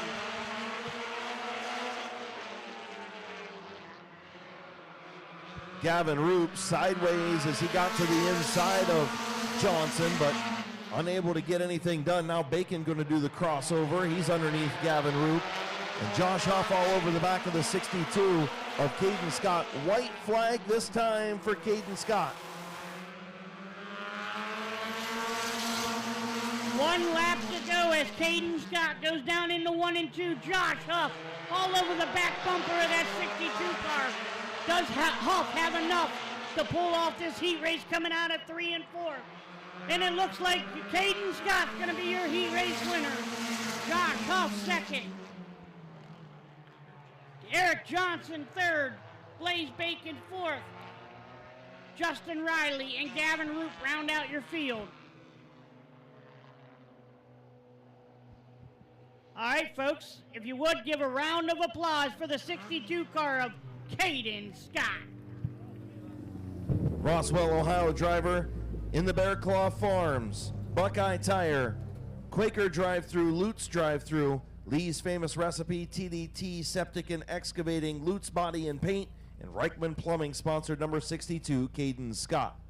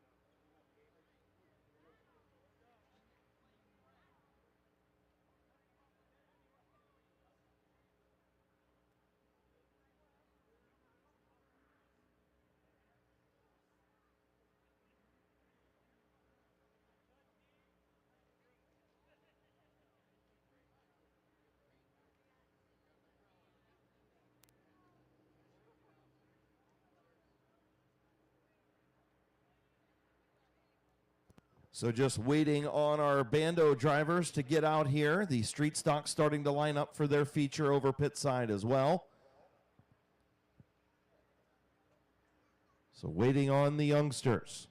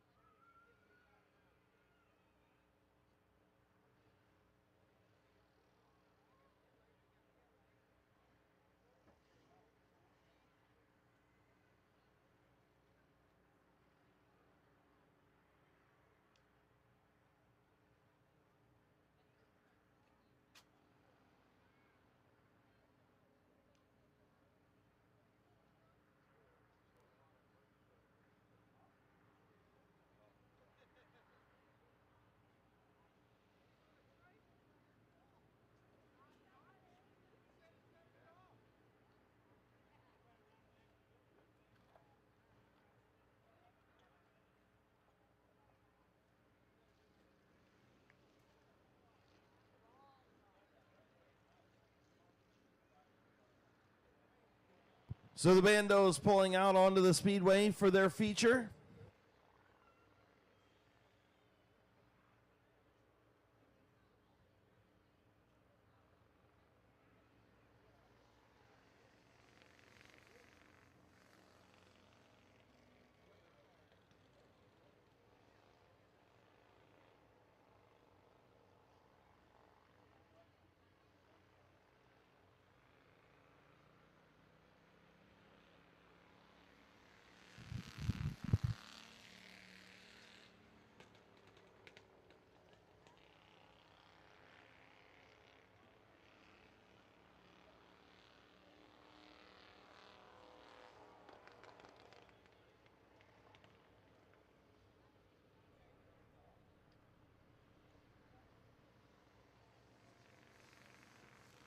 All right, folks, white flag. We're going to go racing here next time around. In the number 8 car, Jeffrey Elkins III and Benson Feetzer in the 178. Going to bring them around to the green flag. 12 laps. We're going to go around Midvale Speedway.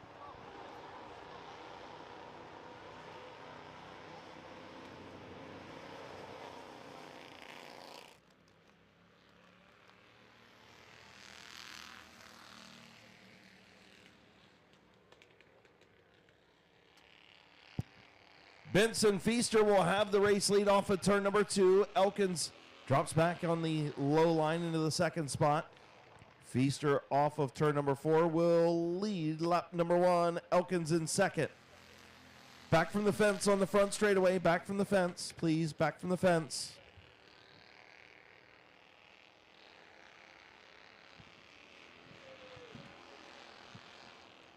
Benson Feaster bringing them around for lap number 2 out of 3 and 4. I'll tell you what, folks, if you guys are looking to get in this division, it is pretty reasonable. There's some cars out there on Facebook that are for sale if you guys want to get into this for your youngsters.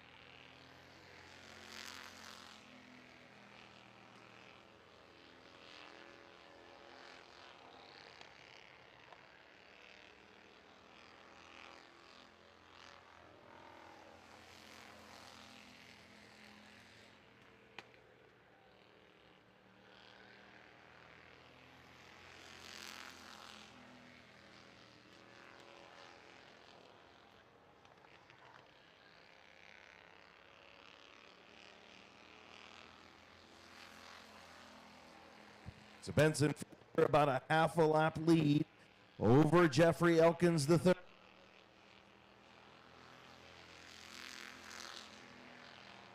Just past the halfway mark. 7 laps complete for Benson Feaster.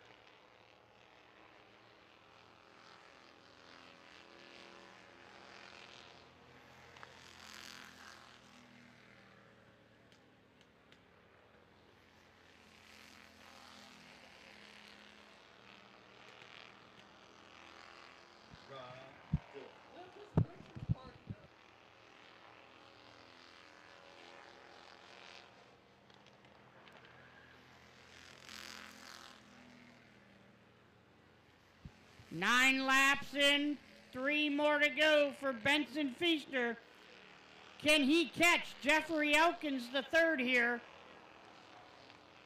as he goes down the backstretch? Coming in for the white flag, 1 lap to go.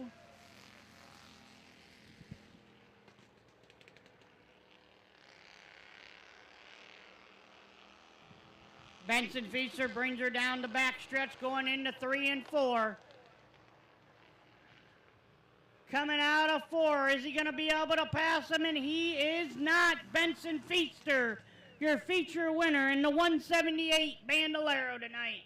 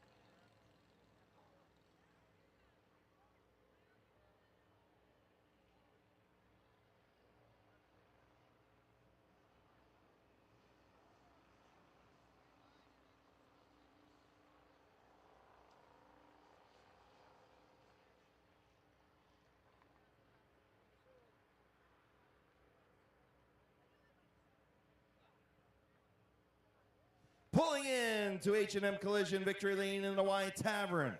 My Water Doctor, TDT, Septic and Excavating. And Performance Paintwork, sponsored number 178. Getting ready to climb out. Feature win number 2 on the season. Here's your Bando feature winner, Benson Feaster.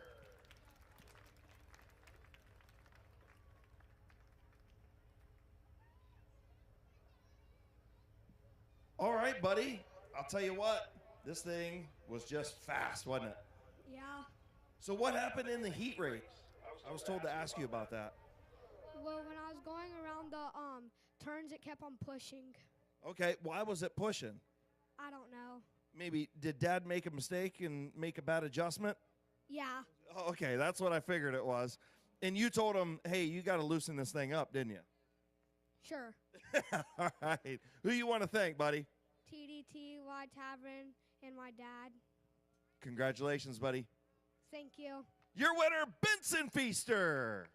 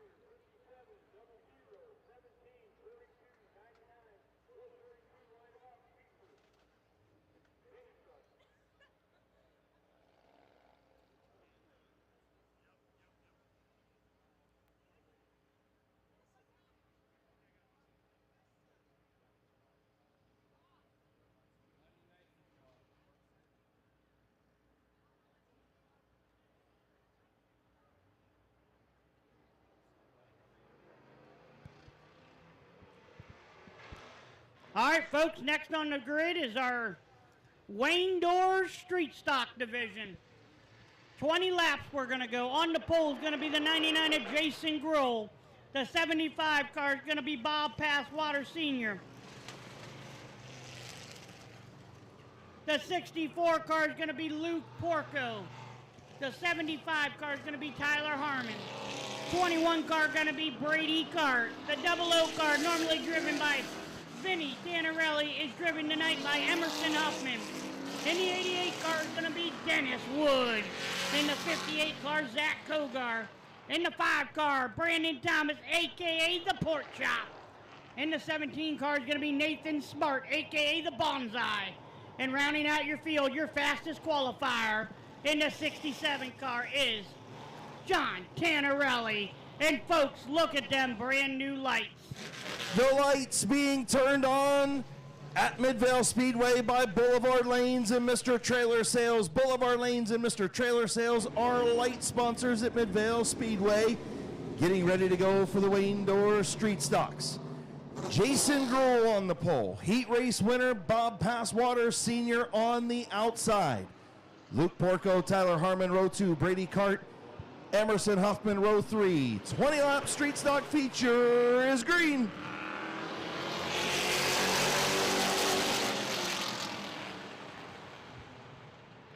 Coming out of 2, it's Jason Grohl and Bob Passwater Sr. battling for that number 1 position as Sr. will tuck under into the 2nd position.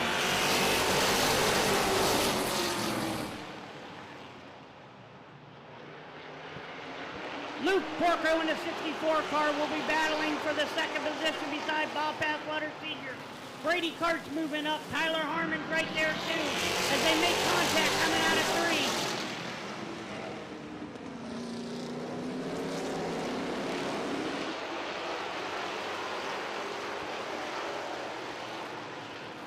Jason Gruhl still your leader as Luke Porco second, Brady Cart third, Dennis Wood and Tyler Harmon battling for that fourth position as Pork Chop will round out your top five.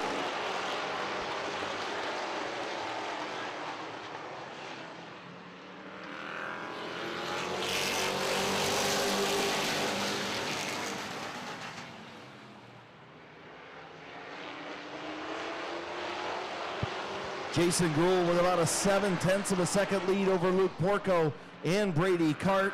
5 laps complete. The lead, 7/10 of a second for Jason Gruhl out front.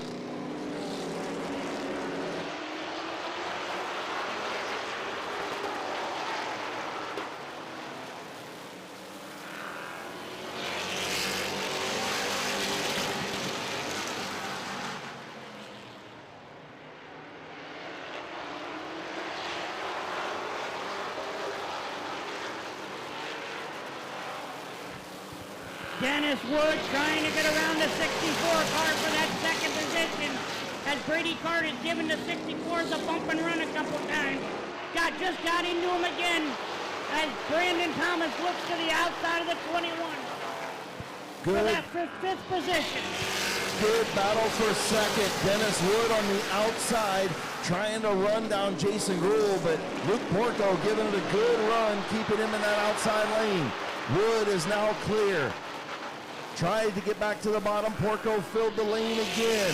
Jason Gruhl trying to hang on halfway home. This time around, can Gruhl hold off Dennis Wood at Midvale Speedway on week number 2, brought to you by Corey German Realtor. I'll tell you what, Chris, nice to see that number 5 car running, having a good night. He kind of struggled last week. He's currently in the 3rd position as Dennis is in 2nd. Yeah, I'll tell you what, Pork Chop struggled in the heat race as well, dropped like a rock right to the back, but they've got that thing souped up for the feature. And they are both catching Jason Gruhl. Dennis Wood has caught Jason Gruhl in turn 2. I'll tell you what, another driver to look at is the 67 car of Bob Page as he started at the tail of the field today, and he is currently up to the 4th position, and he is on the move. 12 laps complete, front 3 nose to tail, with Bob Page about 4 or 5 car lengths back. 13 on the board. Gruhl trying to hang on. He slipped up off the bottom, and here comes Dennis Wood. Wood to the inside for the race lead. Pork Chop right there as well. Brandon Thomas trying to take over the 2nd spot. Dennis Wood out front. Brandon Thomas 2nd. Here comes Bob Page for 3rd. And Bobby Page is on the move as he's going to pass Jason Gruhl for that 3rd position, and he's run down the top 2 cars of Dennis Wood and Brandon Thomas. Pork Chop getting through the center of the corner very well. Dennis Wood getting off the corners a little bit better, but Pork Chop really rolling right to the back bumper through the center of the corner. Have to see if he has anything for the 88 out front. Pork Chop right up on the back bumper. 4 laps to go. Bob Page is there in 3rd. You're right, Chris. He catches him in the corner. He's actually gave Dennis Wood a little bump in the corners as he comes through 3 and 4 down. He hits him again a little bit. Does he have enough to make the pass to win this feature? Dennis Wood going to be one of those guys that is so hard to get around when he has the race lead. One of the best in the business in a street stock anywhere in these parts.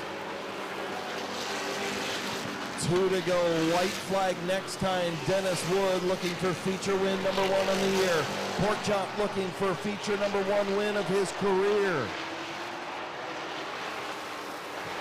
White flag for Dennis Wood. 1 more lap to go. Does Page or Chops have anything for the 88 car? As Nathan Smart gets loose down here on the front stretch. Coming out of 3 and 4 is going to be the 88 car. Dennis Wood takes it to victory lane. Brandon Thomas 2nd. Bob Page 3rd. Jason Gruhl 4th. Luke Porco 5th. Emerson Hoffman 6th. Zach Kogard 7th.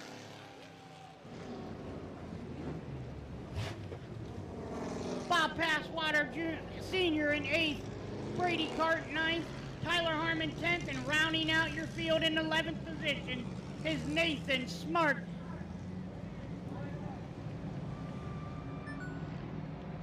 Everyone give a round of applause for the 88 car of Dennis Wood.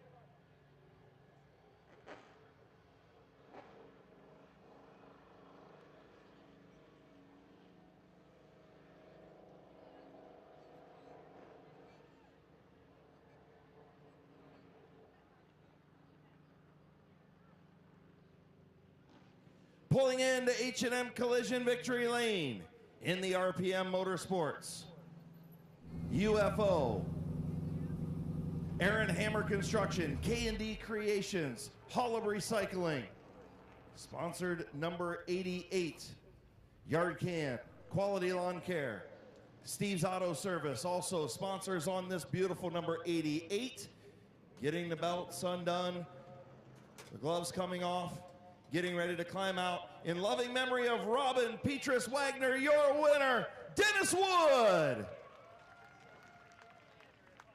DW, congratulations, man. I'll tell you what, I think you and Chop really had similar cars. I'm sure you felt him back there a couple times. He rolled the center real good, but man, this thing had all kinds of bite coming off the corners. Yeah, I was just kind of protecting the bottom off and make sure they couldn't get up under me. I want to dedicate this to Kylie. She's been in the hospital the last 4 days for some stuff, so this one's for her. So, and then I'll thank all my crew and sponsors. I mean, you know how many cars we got. It takes a lot. Yeah, it does. And our thoughts and prayers with Kylie as well. Tell her to make sure she's feeling better and gets back here real soon. I'll tell you what, great run. This thing was on fire, and first victory's got to feel good. Yeah, I guess I can't retire now, so I said if I keep winning, I gotta keep racing, so I guess I gotta race another year now. Congratulations, buddy. Thank you. Your winner, Dennis Wood.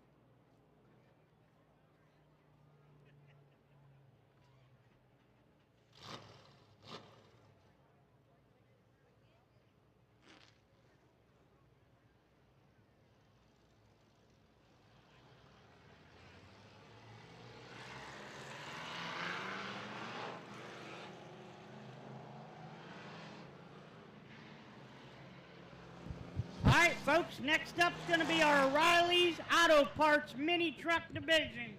Blake Ripley in the 00 truck. Jake Beavers in the 17 truck's going to be second.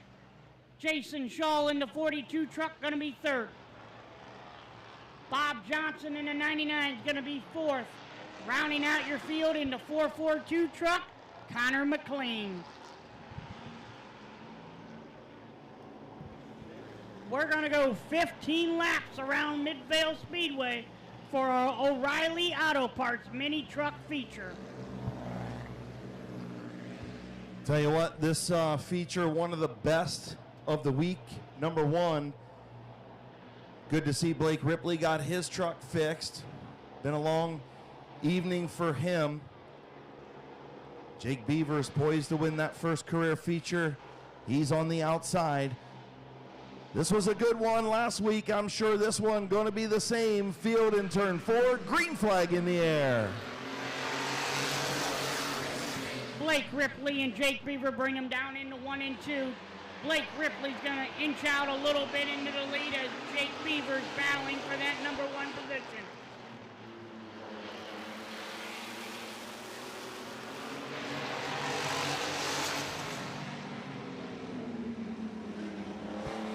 Jason Shaw all over the back bumper of Blake Ripley, trying to make some room, trying to make a hole to get through Jake Beaver and Blake Ripley. Leave it to Beaver, falling back into the clutches of Jason Shaw. Ripley out front. Here comes Shaw. It looks like something just happened to the 00. Truck stuttered off of turn number 2. Hopefully mechanical gremlins not creeping back up for Ripley. Off of turn 4. Shaw trying to get to the outside, 3 wide.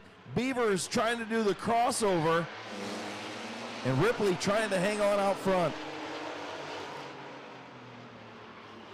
Bob Johnson gets around, leave it to Beaver. Jake Beaver as he gets loose, coming out of 3 and 4. He had a little help there. Hands on Shaw all over the back tailgate of that 00 truck. And now Bob Johnson on the scene.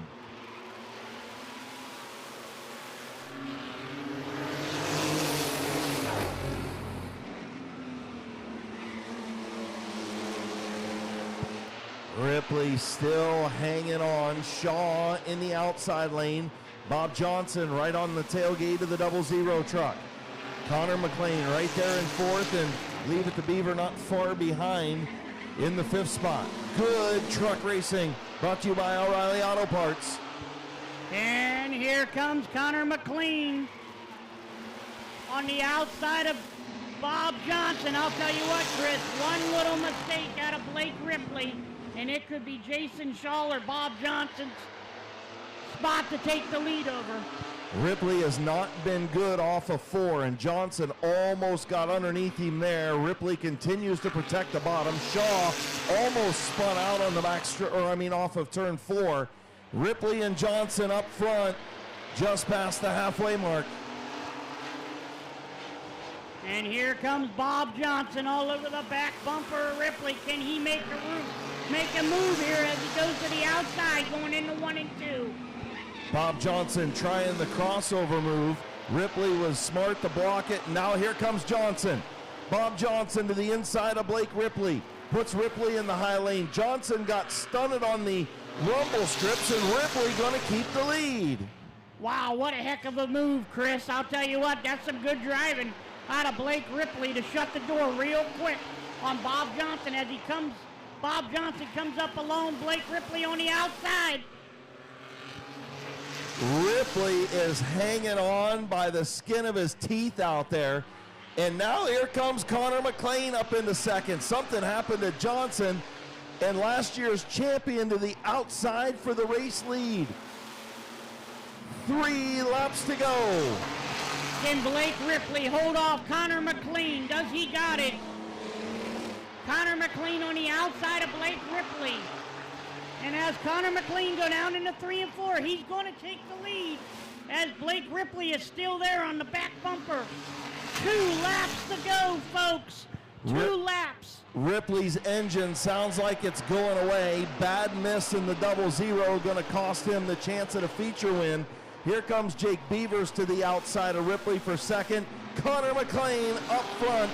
Mr. Where did he come from? Now leading by almost a half a straightaway. As he comes down the backstretch for that white flag, he's going to come into 3 and 4 and get the checker flag. Connor McLean will take the checkers tonight at Mid-Vid Speedway.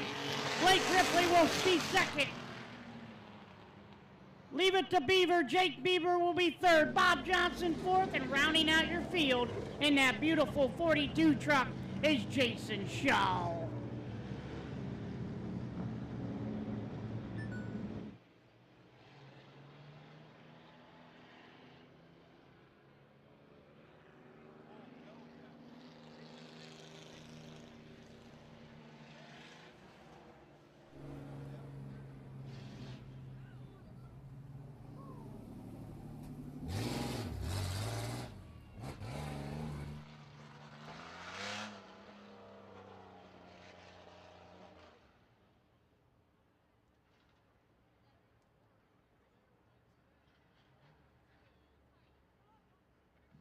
Well, good thing you didn't do that in the race, right?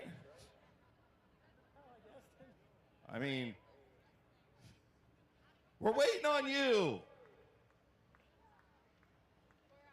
We're waiting on you. You just go to, hey, did you have a good run, Connor? What, was the truck good? Oh, you're going to, okay.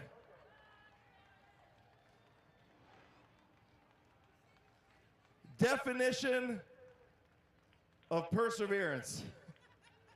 What's the matter with you, dude? What? You? What? You did what? I think I ran out of gas. That's cutting it a little close, isn't it? No, I made it. Well, yeah, and like, you know, what another, if you'd have put about a half gallon less, you wouldn't have won. Yeah, I think it is out of gas though, but that was scary, man. That was a good race. I'll tell you what, where did you come from? It was like we were almost going to call you Kevin Harvick out of there because all of a sudden you just showed up, and where did he come from? The back. I know you were in the back. So first night out, truck handled pretty good. Yeah, other than the gas issue, that was patience, man. You had to wait for everybody to move. I didn't want to bump anybody. I did get into Jason there, and he gave me a salute with a finger, I think, but we'll talk about that in the pits. Yeah, that's a teammate, so, you know, it is what it is, right? Oh, absolutely. He ain't that mad, probably. Probably. Who you want to thank on that 442, man? D&K Services, Cindy Leslie Realty, Roger, Karen, Napa, my dad. Justin over there helped a lot. Myself, Michelob Ultra, and that's about it. Congratulations, brother. Thanks, man. Wish my truck was here. Your winner, oh, look, it's Connor McLean. Hey.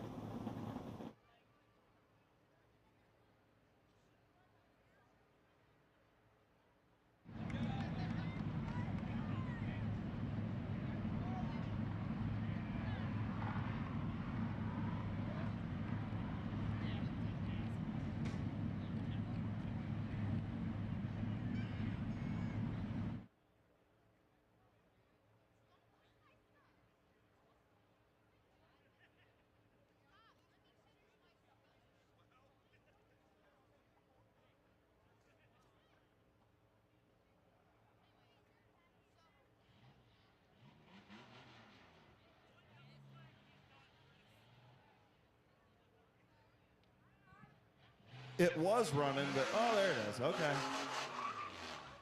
We had enough of gas to do a half a burnout. He lost out of that deal because I was going to ask everybody if, you know a sponsor that can get him an extra gallon of gas, but he lost out on that because he's got plenty. So switch to the reserve tank. Yeah, we'll have to check that in tech, though. All right, folks, next coming out on the track is going to be our Macintosh Oil late models. We're going to run 30 laps around Mid-Vid Speedway.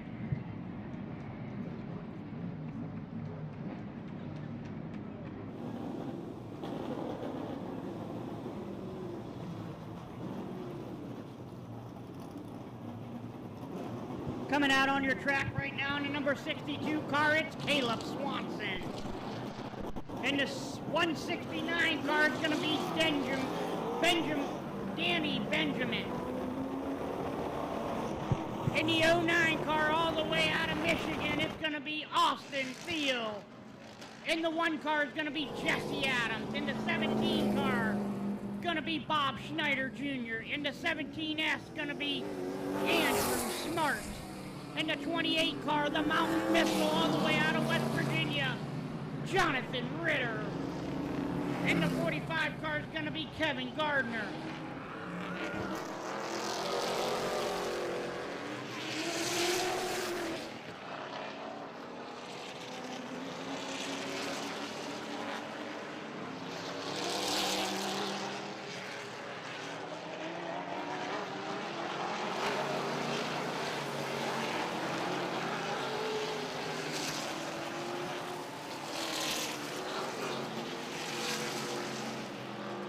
Once again, folks, these horse-powered late models are going to get some heat in the tires, heat in the tracks, and we're going to go 30 laps around the Thunder in the Valley in Midvale here tonight.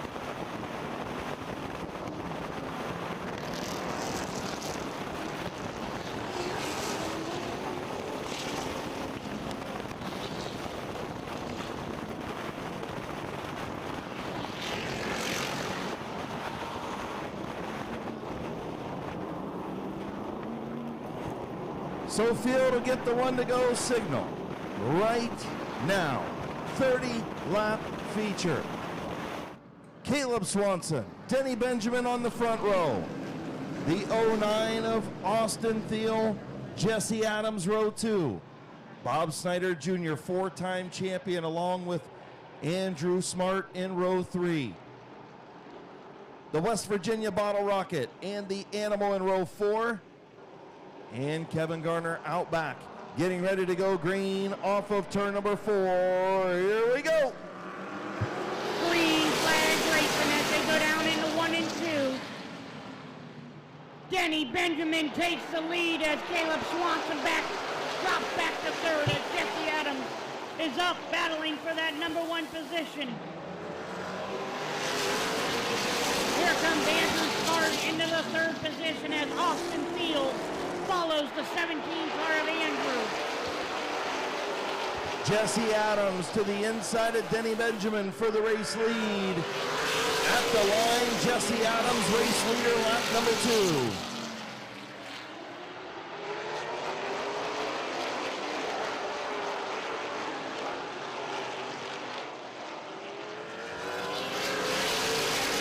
Andrew Smart goes down into 1 and 2, looking to get around the 169 car of Denny Benjamin. The one of Jesse Adams starting to pull away just a little bit from Denny Benjamin. Smart needs to get around that 169 before the 1 builds up a lead. The 09 of Austin Field there in 4th, and now Jonathan Ritter to the outside of Bob Snyder Jr. The Mountain State Missile of Ritter is on the move.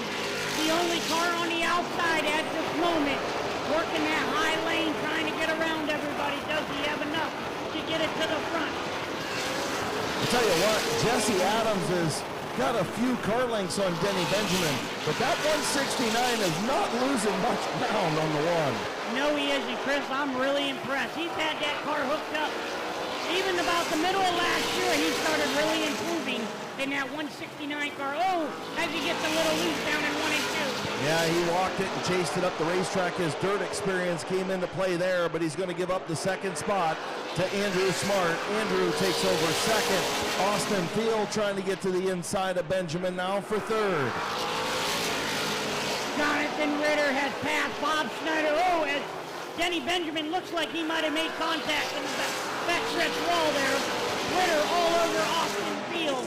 He definitely made contact with Austin Field. Field's got tire marks all over the right side of that machine.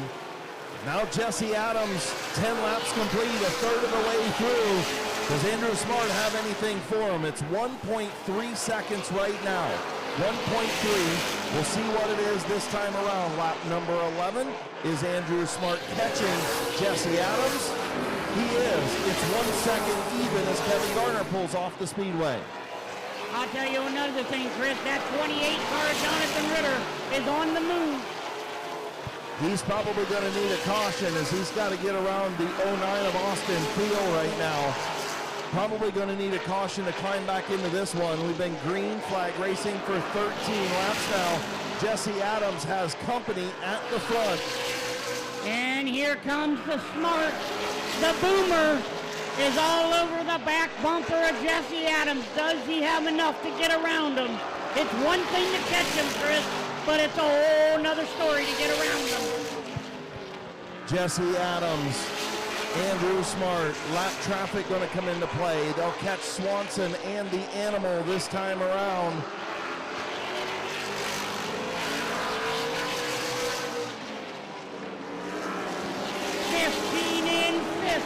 More to go, folks. We are halfway there. Does Andrew Smart have enough to get around Jesse Adams? Or does Jesse have enough to keep the car out front as he goes through lap traffic right now? Jesse Adams will get around Caleb Swanson. Now sets his eyes on the 69 about the Animal Eichel. He'll get around right in the tire tracks. Remains Andrew Smart. 17 laps on the board. I'll tell you what, we have a heck of a battle in the back.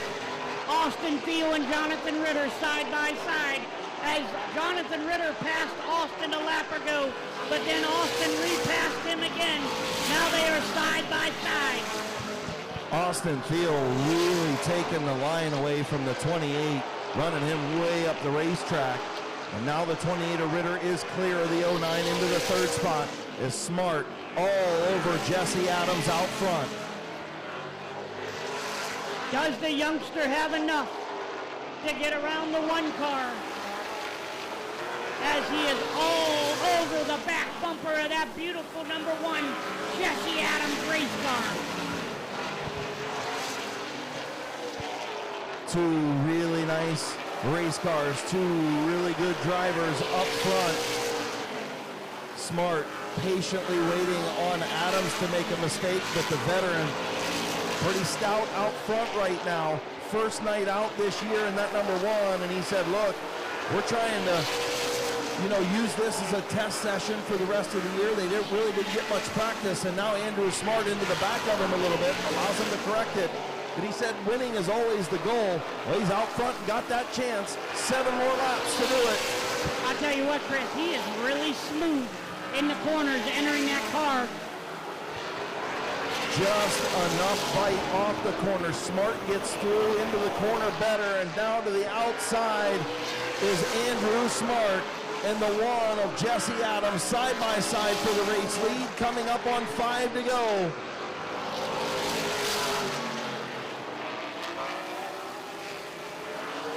New race leader with 5 fingers in the air. The Boomer up front, Andrew Smart to the race lead.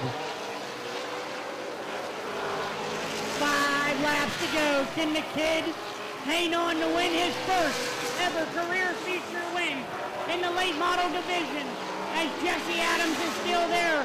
And don't forget, folks, Jonathan Ritter is on the move. But does he have enough to catch him? I think Ritter's still going to need that caution. He needed it earlier. Bob the Animal Eichel going to pull off the speedway. Andrew Smart, your race leader. 2 laps to go. Jesse Adams falling back a couple car lengths. This is Smart's to lose.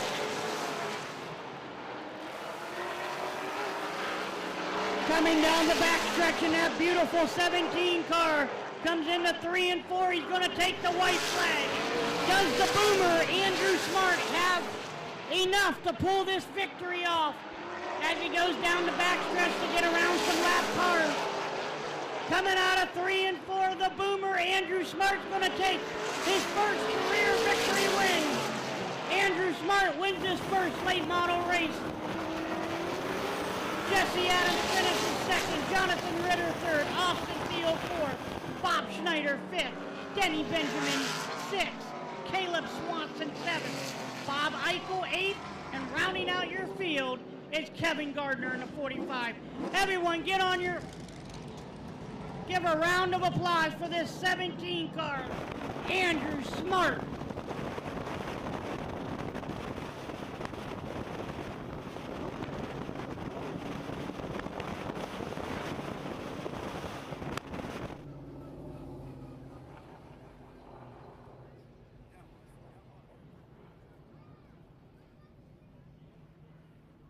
Green to checkered finish in the McIntosh Oil Company late models in the Schreffler tuning.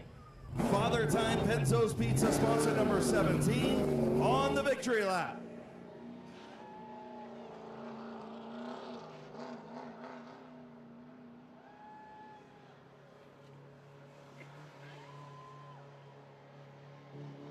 class act there doing a Polish victory lap, saluting the fans of Midvale Speedway. He was just out here drying the racetrack. And look, you guys may not know this, but Andrew does a lot of work around this racetrack during the week. When he has time off from doing things that he's doing, he does a lot of work around this racetrack. Very involved is Andrew Smart, and now getting his first career late model win.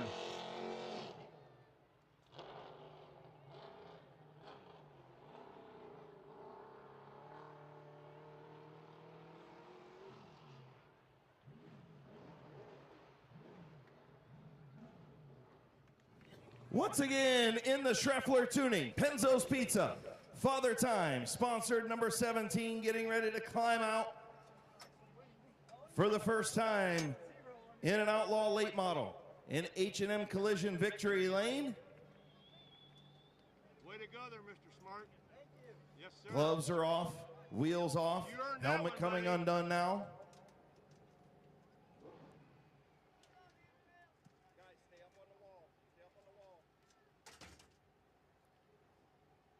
Take your time. Here is your winner, Andrew Smart.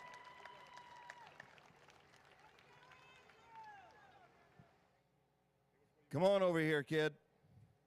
Congratulations, great run. First time feature winner in the late model. You got a mod win, but now you've got the late model win.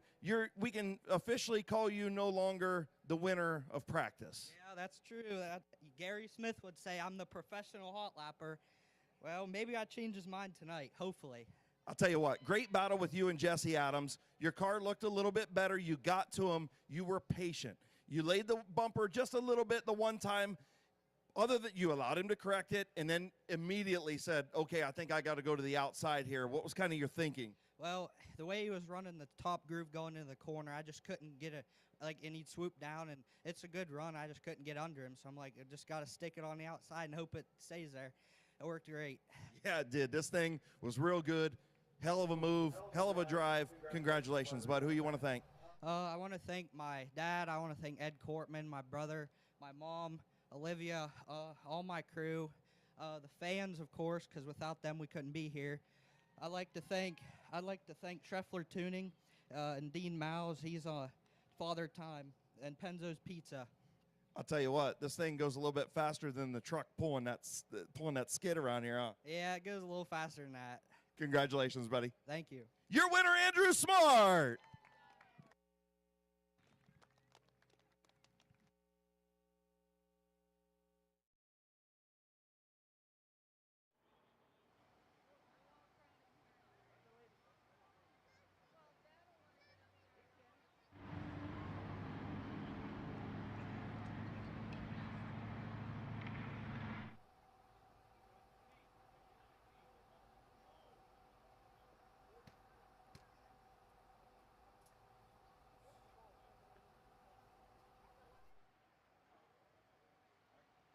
It's okay. I'm good.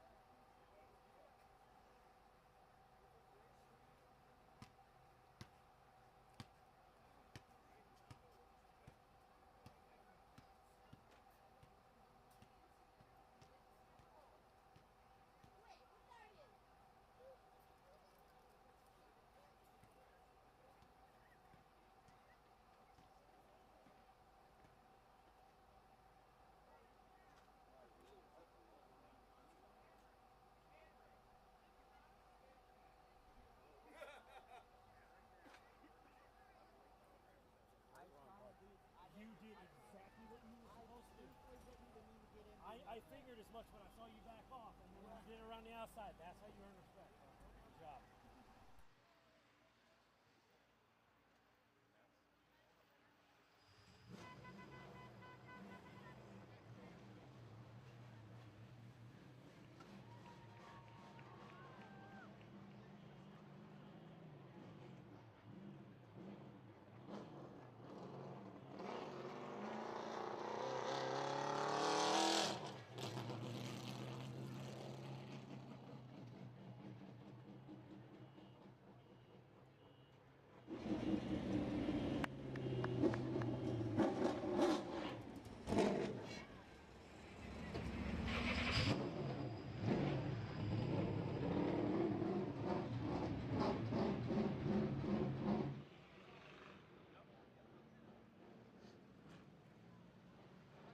All right, folks, next up, Ross Mountain Barbecue and Catering, Crown Vic Division. We got Kyle Finlayson in the 88, Kyler Gruhl in the 99, could be Kyle Gruhl, not quite sure. We got Travis Ruth in the 180, 18, and the 61 car is Ronald Sion. Sion, excuse me.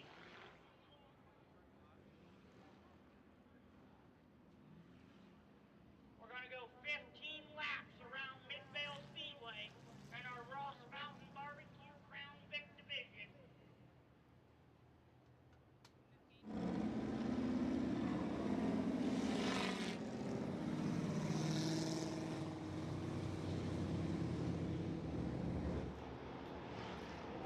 All right, folks, next time around, we're going to go green flag racing. And Tyler Gruhl and bring him in for lap number 1.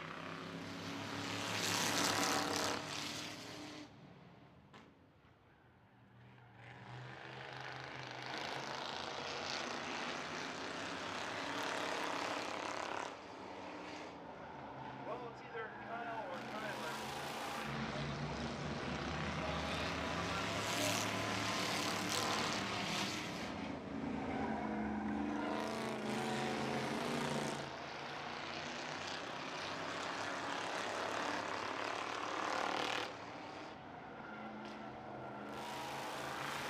Kyle Gruhl brings him down for lap number 2. Into the next second position in the 118. Kyle Finlayson falls back to third. And Ronald Sion in that 4th position in the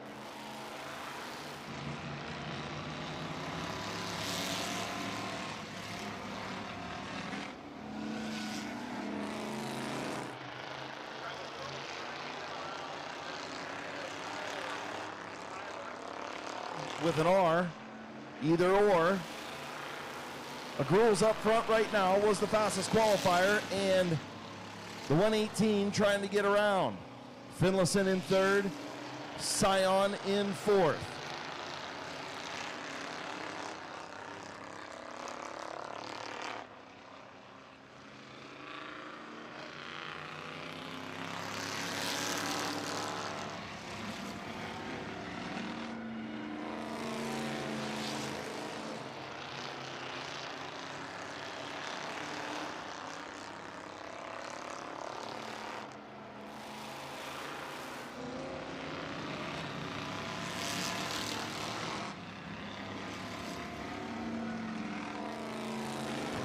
Kyle or Kyler out front in that 99 car. We ain't got a clue, but he's leading her.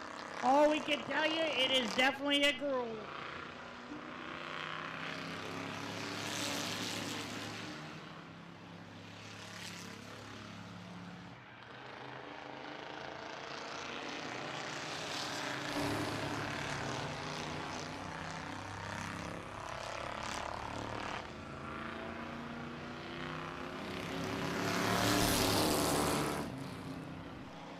That 118 is all over the back bumper of the 99 car. Does he have enough to get around him as they go down the backstretch into 3 and 4?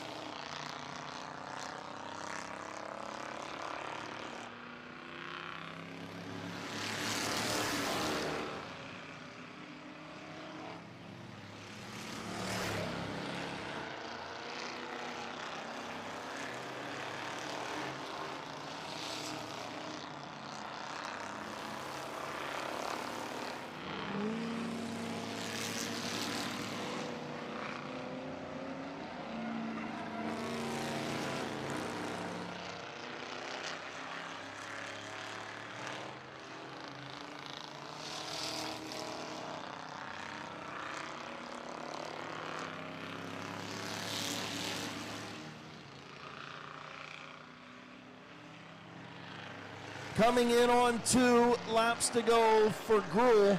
Can he hold off Ruth? Not to be confused with Ruth. Great time for Little Hands to start announcing when we bring these guys in, and I don't know how to pronounce their last names. But it's all right, I'll figure it out by mid-season, folks.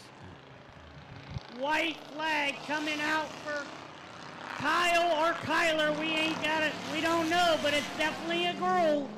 1 lap to go. Does the 118 have enough to get around them as they go down the backstretch? Into 3 and 4. Gruhl is out front. Kyle or Kyler will win this feature in the 99. Ruth is in second in the 118. Kyle Finlayson third. And rounding out the field is Ronald Sion in the 61 car.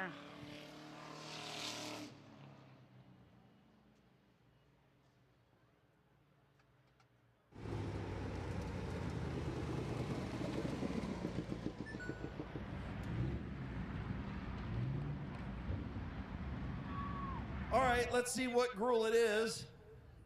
It is Kyle.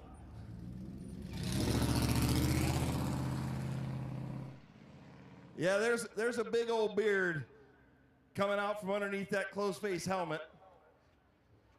So Kyle Gruhl wins night number 2 of the Crown Vics. I guess showing Kyler how to drive. Dad putting on a show in the 99.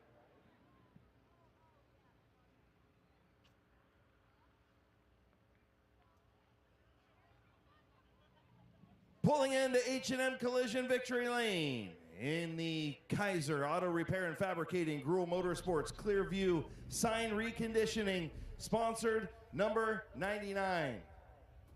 Getting the helmet off, belts coming off. It may say Kyler on the roof, but it is Kyle getting ready to climb out. Still needs a haircut, still needs to shave his beard, but he can still drive a race car. Here's your Crown Vic winner, Kyle Gruhl. Dude, and you got Derek's pants on. I do. It's my good luck pants. It's your good luck pants. Good luck pants. So, And he's here tonight, so I'm sure he's happy. yeah, well, he's a little jealous, but he's here. Yeah, I mean, well, I would be jealous too of the beard, the hair, and the driving skills. Not to be jealous of. I mean, I get it, right? Congratulations, man. Are these things? Are they as fun to drive as they look? Actually, yeah, they're a blast to drive. I mean, they don't handle the greatest, but they're a blast. So definitely recommend everybody out there and everybody watching. Let's go get one. Yeah, just slower than mine, but yeah, I agree.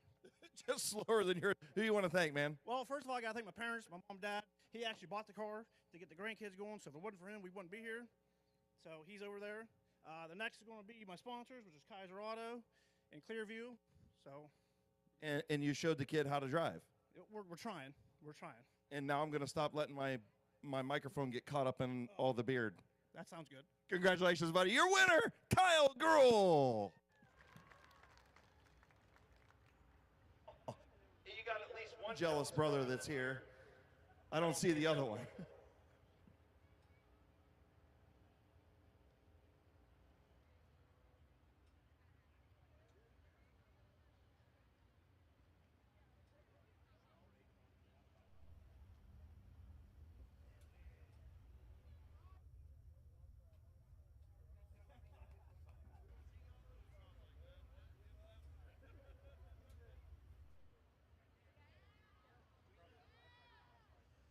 Yeah, I heard Derek's over crying on the trailer. I don't know why he didn't come out and celebrate with everybody, but nonetheless, Kyle Gruhl in Victory Lane.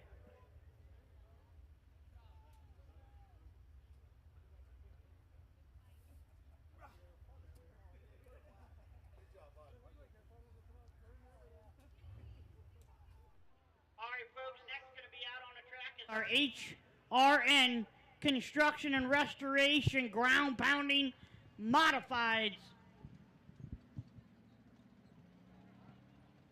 I got to tell you, Hans, it's not windy out here anymore.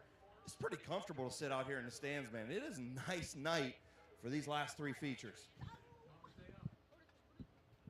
Well, I mean, Gary Smith just told me if you want to stay out there, you can stay out there if you want, Chris. I don't know what that means, but. I should have done that earlier.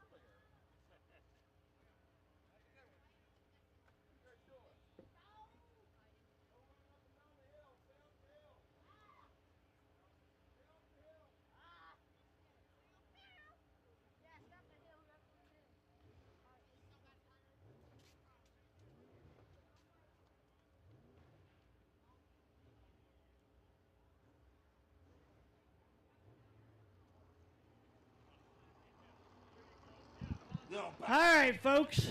We got Kale up here yelling at me.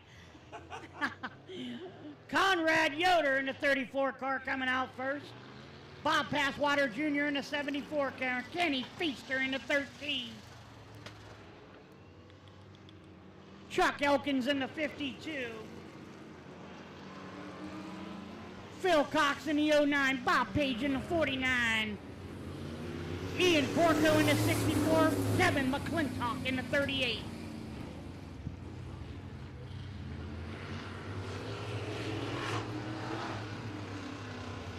Eight ground-pounding modifieds are going to go around for 25 laps around Midvale Speedway.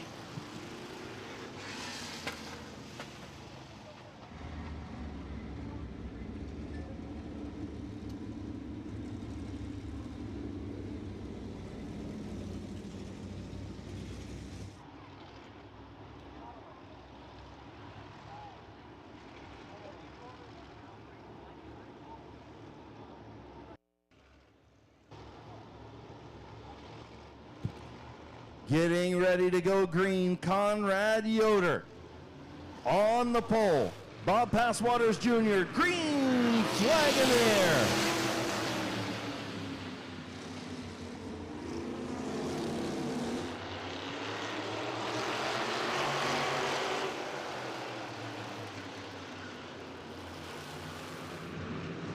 And we got 3 wide going down the front stretch as Kenny Feaster takes the lead. It's nice to see that 13 car back here, Chris. Yeah, it is, and he just made a heck of a move to get to the race lead. 3 wide move by the veteran Kenny Feaster Jr. up front. Going to be tough to get around now. Passwaters in second, Phil Cox in third, the 64 of Porco, the 49 of Page, the 38 of McClintock, the 52 of Elkins, the 34 of Yoder. And the 52 of Elkins down in 1 and 2 made some contact with Conrad Yoder in the 34 car. Kevin McClintock moving up to as Phil Cox in the 09 on the outside making a move.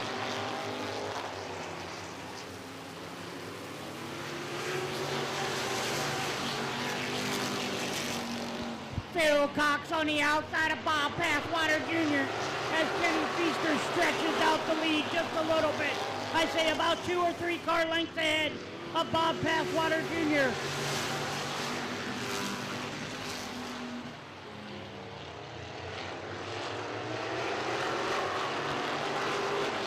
As Phil Cox and Ian Porco battle for that 3rd position. Bob Page right there, Kevin McClintock right there, all bumper to bumper going into 1 and 2. I'll tell you what, Bob Passwaters Jr. is doing a whale of a job hanging on to that number 2 spot. He hasn't had a ton of experience in a modified, and he's doing a darn good job in that 2nd spot right now, and Porco up to 3rd. And Bob Page makes contact with Phil Cox down in 3 and 4.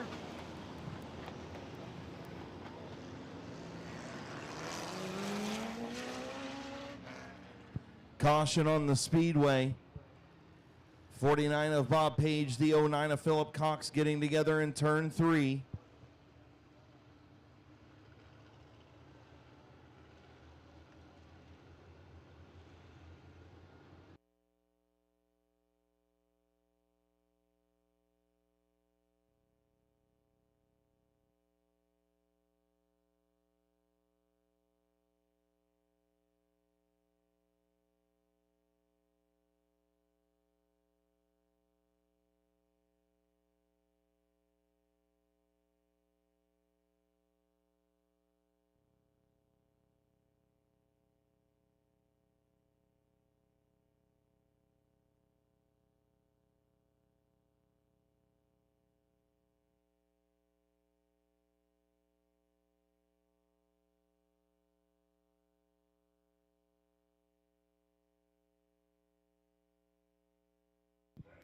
All right, folks, so now after looking at the replay there, we're going to put 49 Bob Page to the tail, as he calls that accident here. Yeah, I mean, looking at the replay, he had the inside position, right? But then Cox powered around the outside, got in front of him, and the 49 of Page just made contact with the rear bumper of the 09 and sent him spinning in turn number 3. So we'll get everything cleaned up down there from Philip Cox being in the infield. Seven laps complete. On a good note, Chris, there's only 7 laps complete. He's got plenty of time to make his way back up through the field and see what he can do as he's sitting on the backstretch. Yeah, he got a fast race car. There's no doubt about that. The 49, both 67s, fast race cars. And it's just a shame that the 67 late model, wasn't able to come out for the feature. But, he had a good run in the street stocks, finishing in the 3rd spot. And I know he wants better for this, and he's still got plenty of time to do it in the 49 machine. Yeah, he definitely does. He'll make his way back up. He's got a fast race car, like you said. He'll be all right.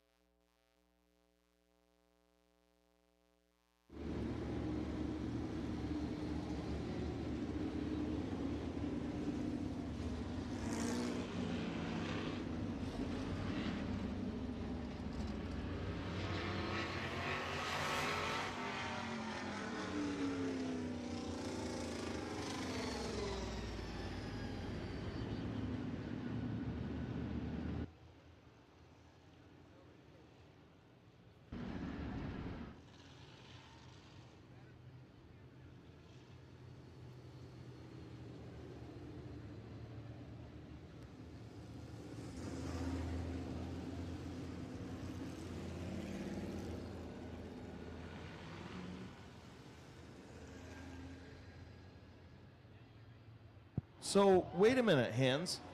I think this is the first time we've had to use the choose cone here tonight, and we only got a feature, 2.5 features to go. Unbelievable, Chris. I totally agree with you. That is the first time we've had to use it tonight. That means we're doing really good, folks. If we ain't got to use that choose cone or that choose error on the front stretch, we're doing really good. So they're choosing right now. Passwater's the bottom. Porco to the top. Cox to the bottom. McClintock going to go to the top. And Page going to make up a couple spots by going to the outside right behind the 38. So see what happens. Definitely the 38 and 49 need that 64 to get around the 74 here quickly. But Bob Passwaters Jr. doing a whale of a job right now in that 2nd spot. Kenny Feaster Jr., your race leader. 7 laps complete. Still a long way to go. Tommy Cale's green flag back in the air.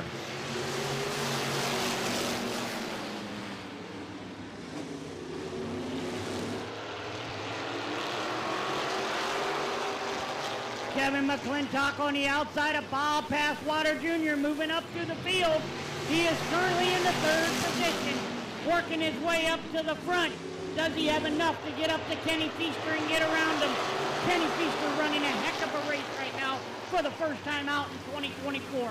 Absolutely, and the 64 of Ian Porco doing a heck of a job right there in that 2nd spot too. One of those championship contenders in the 64, only a 2nd year in a modified. Kevin McClintock, Bob Passwaters Jr., nose to tail, front 4 with 10 laps complete.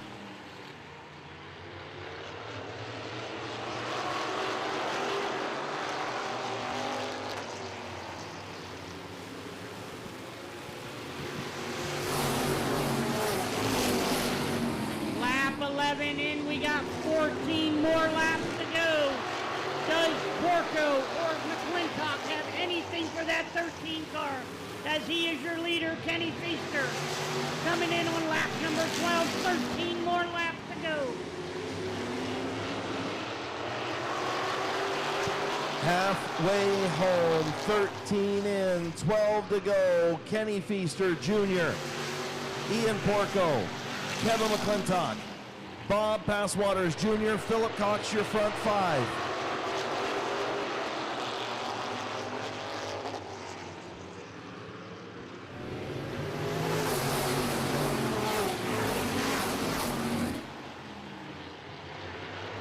Kenny Feaster on the backstretch.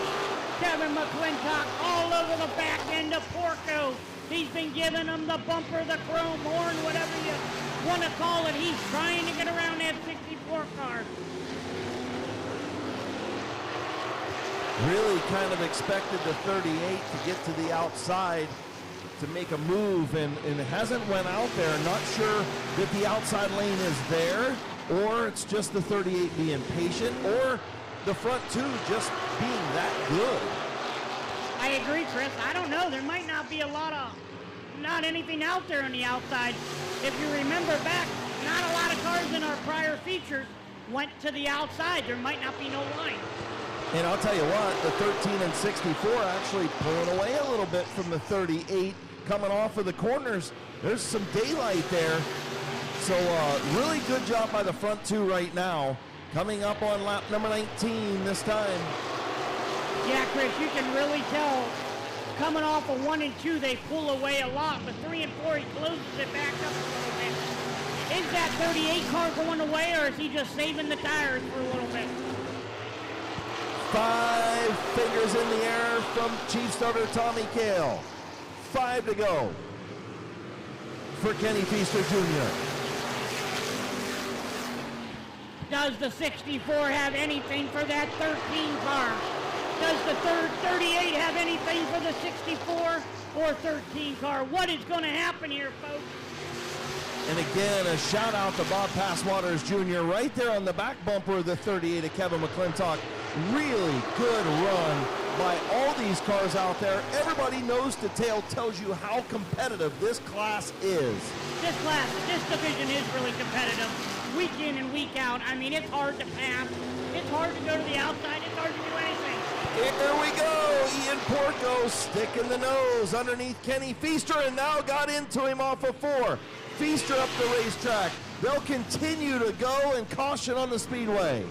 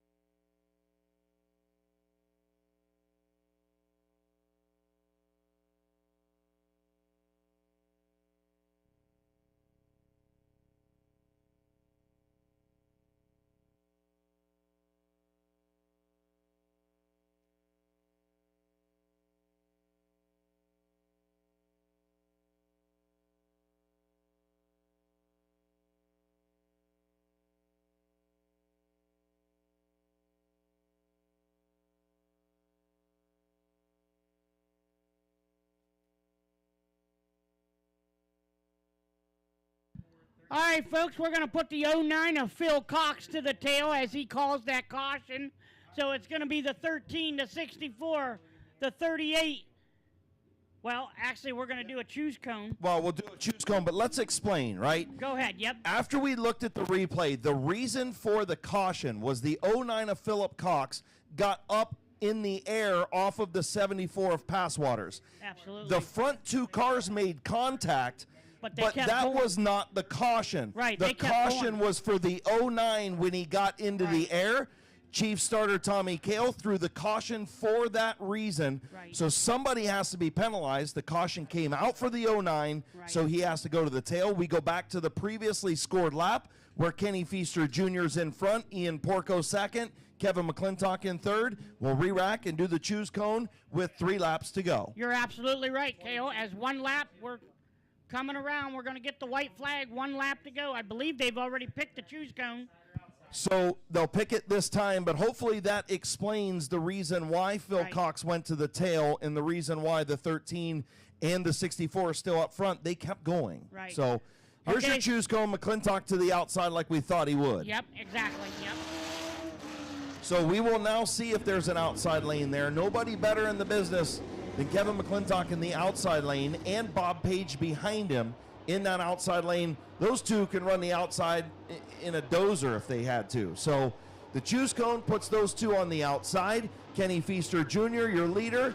Andy and Porco alongside, green flag in the air.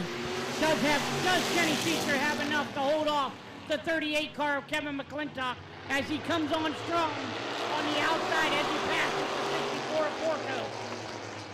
Still there is Porco. 23 laps on the board, 2 to go. Ian Porco side by side with Kevin McClintock, now inching back ahead. Here comes Bob Page with the crossover move to try and get around Kevin McClintock. White flag in the air for Kenny Feaster Jr. 1 more lap to go as the 13 car goes down into 1 and 2. Comes down the backstretch. Does Porco have enough to catch him and pass him? As Kenny Feaster comes into 3 and 4, he's going to take the double checker flag. Kenny Feaster wins. Porco second. Kevin McClintock third. Bob Page fourth. Bob Passwater fifth. Chuck Elkins sixth. Phil Cox seventh, and rounding out your field, Conrad Yoder.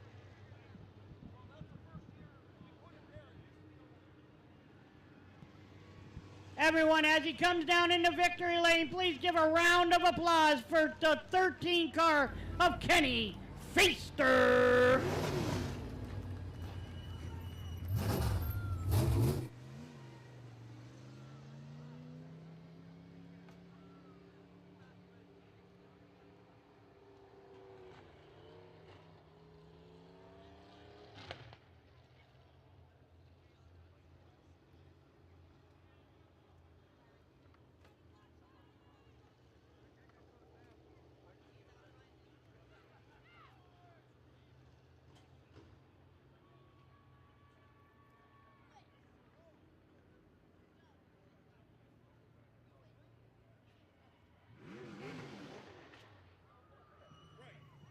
Pulling to the line in H&M Collision Victory Lane in the Quaker drive-thru, Game Day Grill, Y Tavern, Feaster's Flooring, Paul's Body Shop, Sandusky Speedway Graphics, Robinson Services sponsored number 13.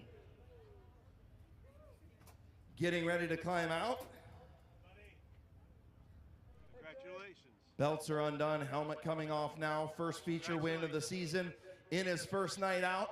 In this number 13, here's your winner, Kenny Feaster Jr. So let's talk about the obvious, right? You and Porco get together coming off of 4. You both saved it. The caution was because the 09 of Philip Cox got in the air behind you. So the caution was for him. You guys get your spots back.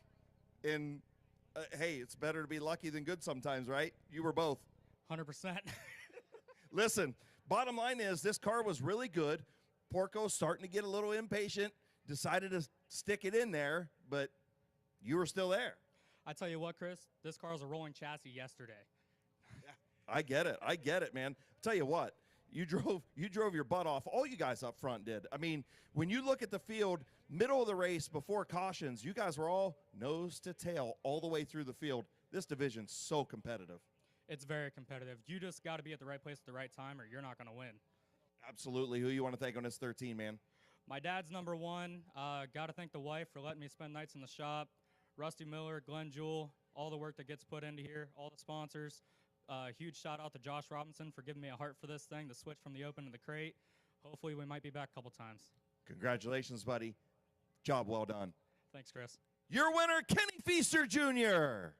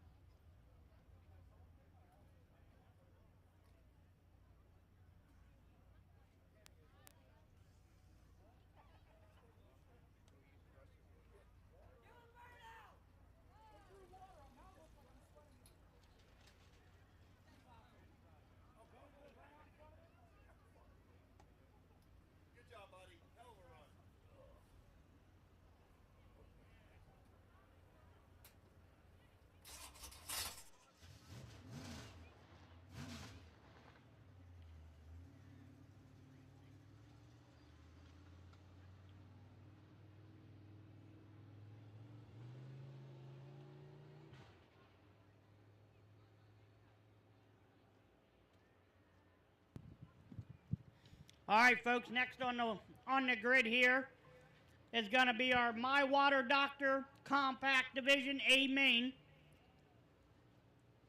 Will be next.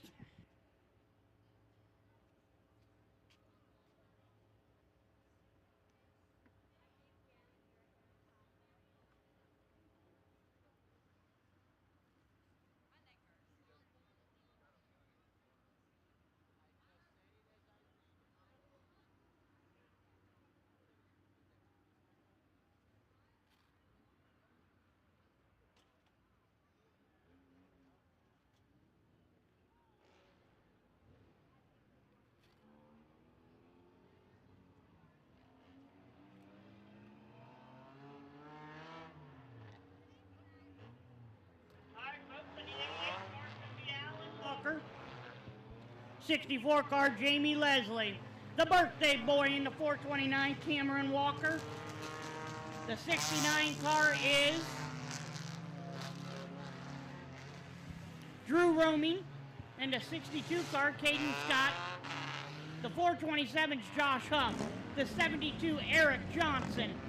The 57 Blaze Bacon. The number 9 Gavin Root. The XX1 Justin Riley.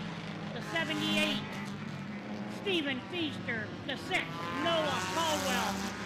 The 0 the old timer, the B main bandit, Delmer Clark. The 202 Braden Maurer. The 23 of Brenton Irwin. The 43 car Andrew Bethard. Rounding out the field in the 04 Mike Streiner.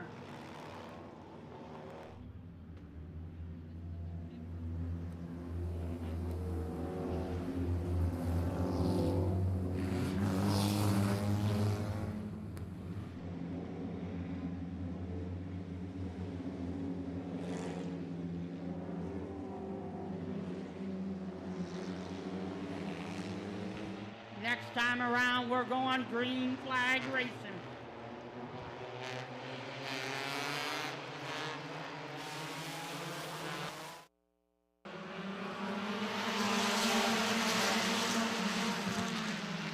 And Jamie Leslie goes out in the lead as Alan Walker and Jamie Leslie make contact.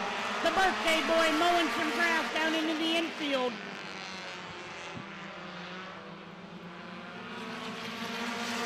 Jamie Leslie, your leader. Alan Walker second. Josh Huff third. Drew Roman and Blaze Bacon battle for that fourth position. Justin Riley right there, bumper. 3 wide for the fourth spot. Blaze Bacon on the bottom. Sandwiched in the middle was Drew Roaming, and Justin Riley got the short end of that stick as he loses quite a few spots. Blaze Bacon now up to the back of the 427 of Josh Huff. Jamie Leslie out front.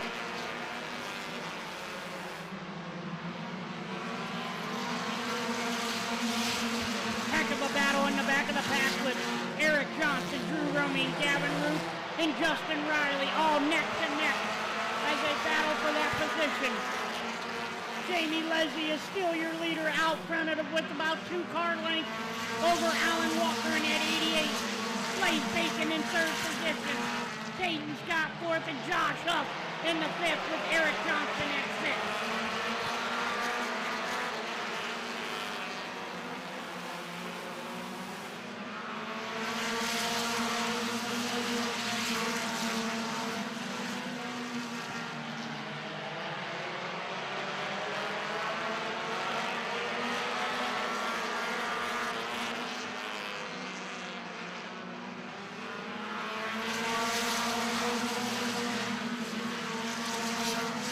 Jamie Leslie in that 64 car still your leader. Blaze Bacon and Alan Walker battle for that second position. Jamie Leslie with a nice lead as we near the halfway point. 7 laps down, 8 now this time.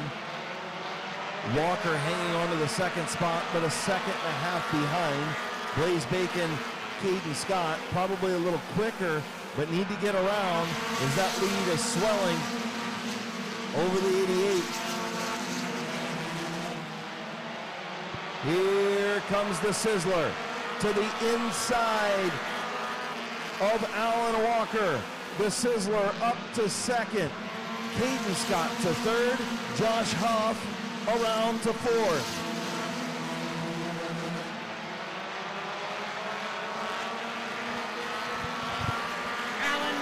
Dropping back. Jamie Leslie still your leader. Blaze Bacon second. Peyton Scott third.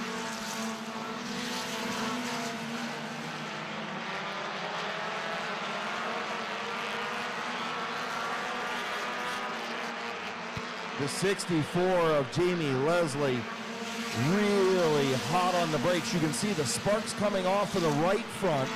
The left front, when he goes into turn 3, they stay glowing all the way into turn 4. Look at those things just light up in the 64. And Blaze Bacon all over the back.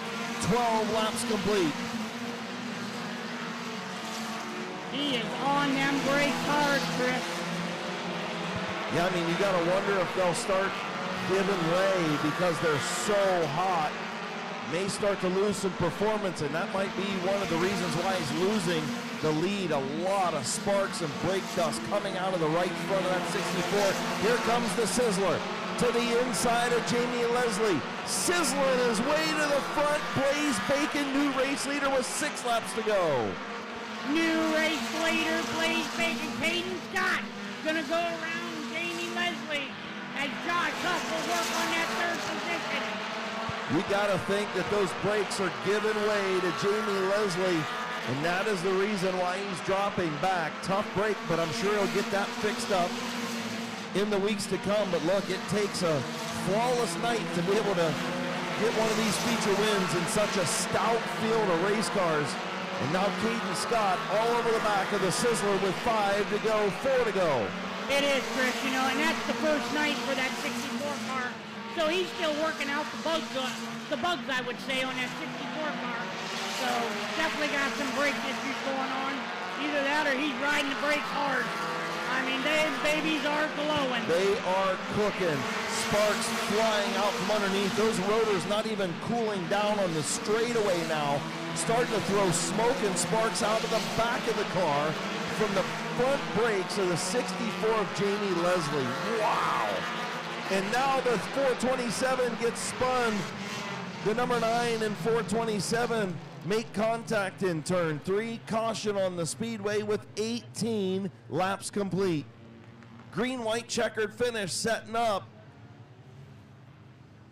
17 laps complete.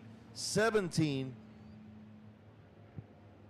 So just a 3-lap dash to the finish in our My Water Doctor compacts.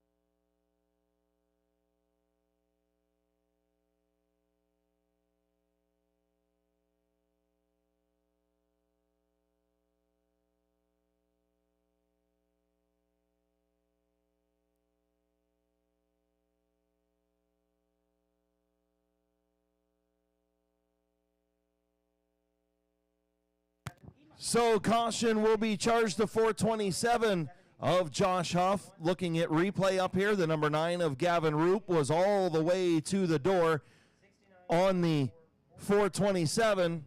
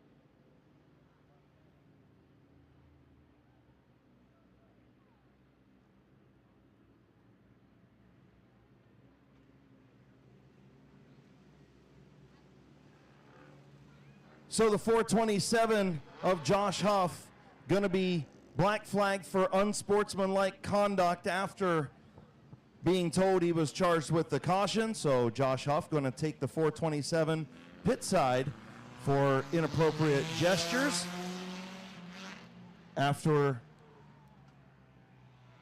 coming down on the 9 of Gavin Roop. If he watches the replay, he'll see the number 9 of Gavin Roop was all the way up to the 4 on the door, the 427 machine. So he came down. The 9 has the right to the lane on the bottom, and he did.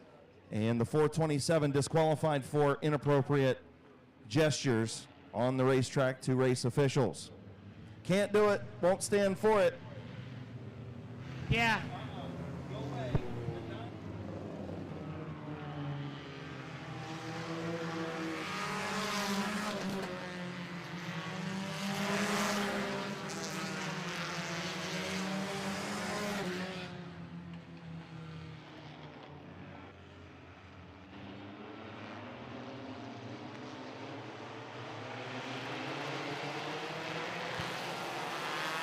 Green flag in the air.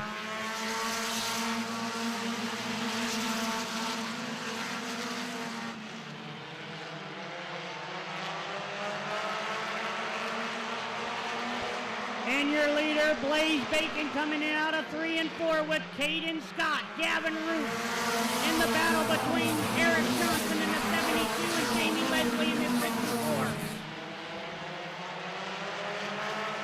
Good battle for the 4th spot. Behind the front, 3, white flag in the air, Blaze Bacon. 1 lap to go as Blaze Bacon takes the field down into 1 and 2. Caden Scott looks. Gavin Root gives the chrome horn to Caden Scott. Blaze Bacon comes down into 3 and 4. He's going to come to the double checker flag to take the victory tonight.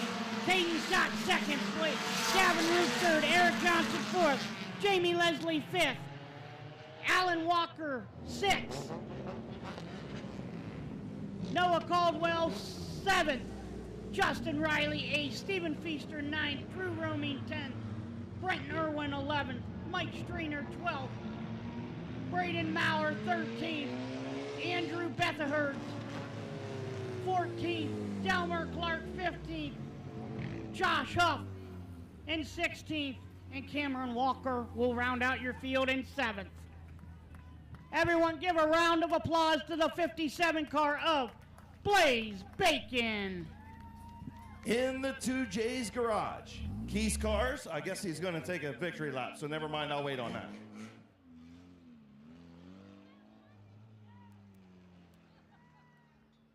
And looks like he's going to do the Polish victory lap. And salute the fans.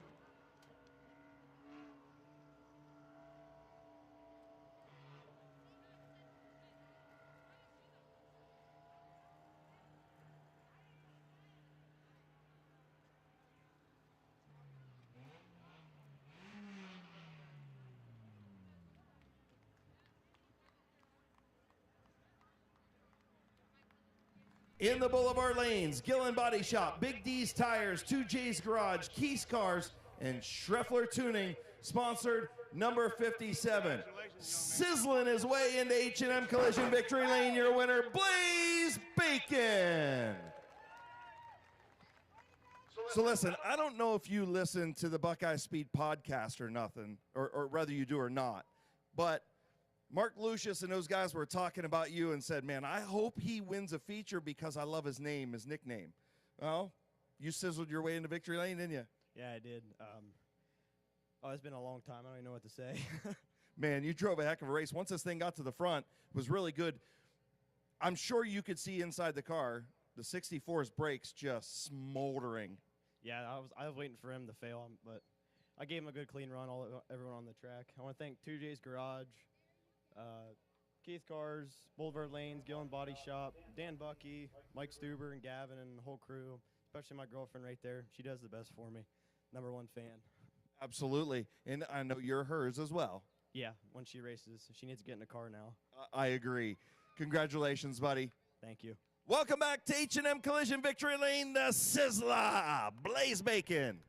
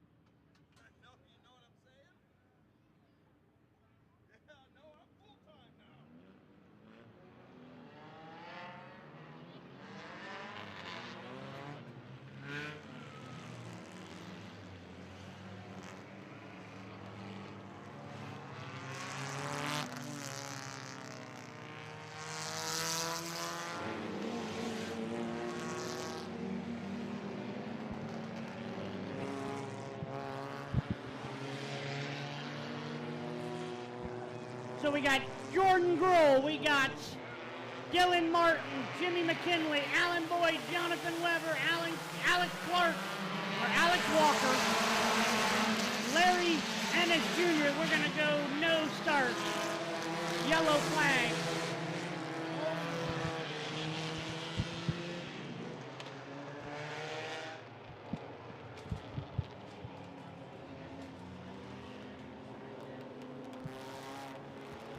So once again, we got Jordan Grohl into 99, to 6, Dylan Martin, Alan Boyd into 13, Jimmy McKinley into 12, Jonathan Weber in the 85, Alex Walker in the 30, Larry Ennis Jr.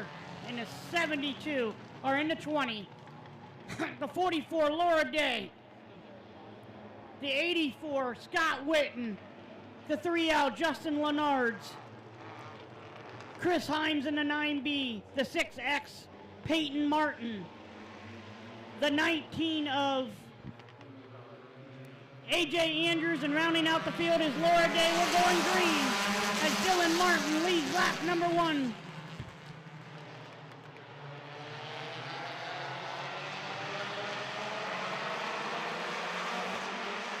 McKinley to the outside of Dylan Martin.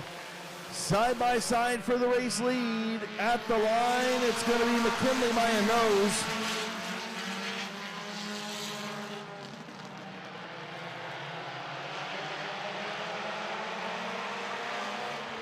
Dylan Martin and Jimmy McKinley battling for that number 1 position. Jordan Grohl in the 3rd position. Scott Witten and Alex Walker battling for that 4th position.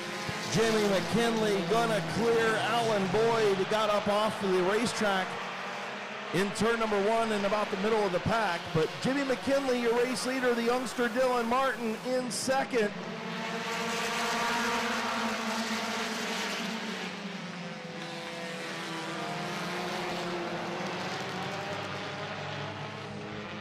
Caution out in turns 1 and 2. Alex Walker spins.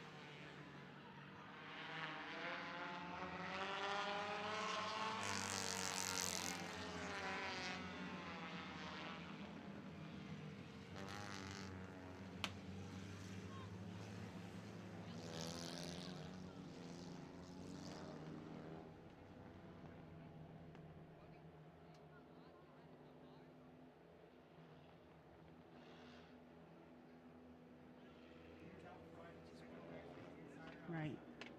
All right, folks, we're going to come around, get the white flag, one more lap around. Jimmy McHugh, Dylan Martin, Jordan Grohl. Choose cone time behind the race leader. So Martin going to stay on the bottom. So does Grohl, and taking the top is Witten. Weber takes the top.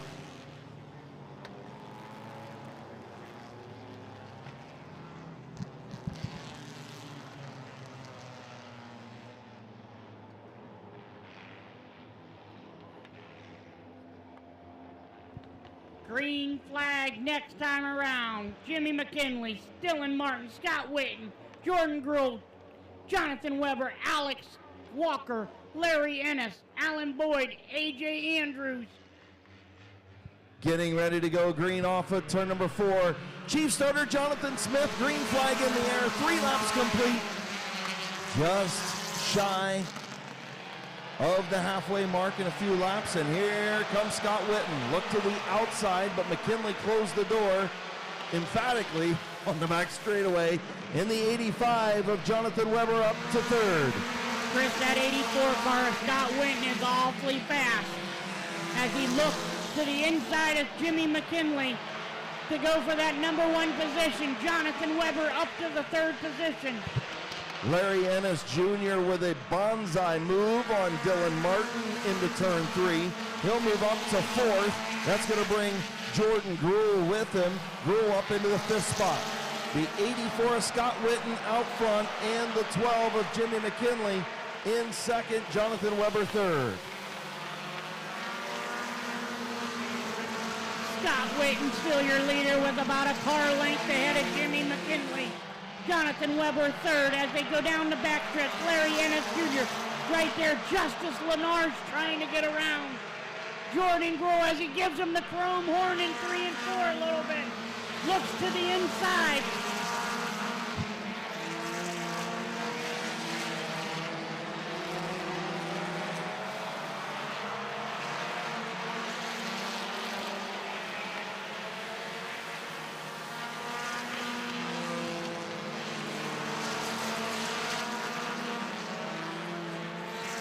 Caution on the speedway. 13 of Alan Boyd in turn number 4.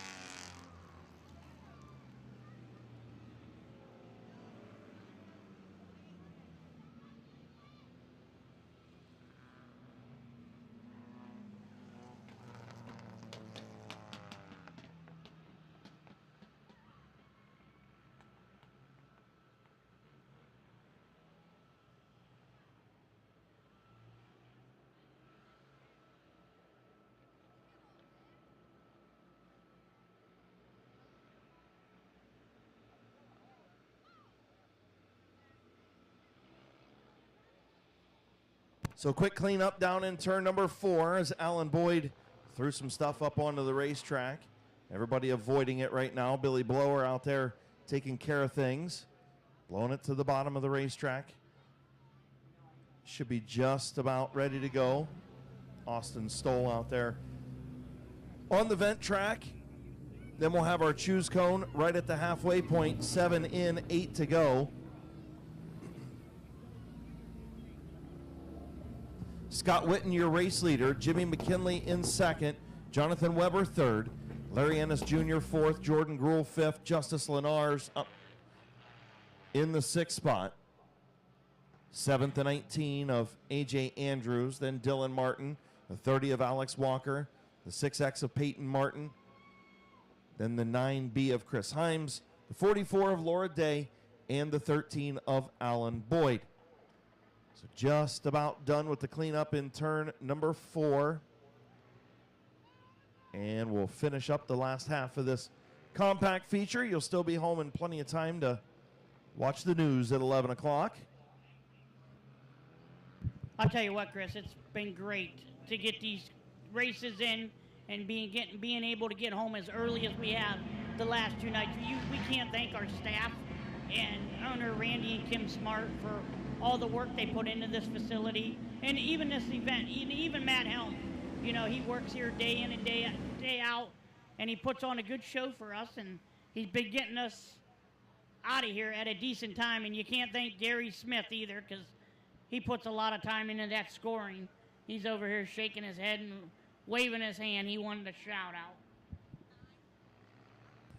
Yeah, it's nice to get out of here and get home in a decent time, especially for those people that have to work weekends and have to work on Sundays or want to get up and go to church and those sort of things. So it's always a good thing as we have our choose cone down in turn number 4. But think about, we'd already be home if we didn't have an hour-and-a-half rain delay. Yeah, you're absolutely right. That rain delay screwed us up a little bit. You're absolutely right.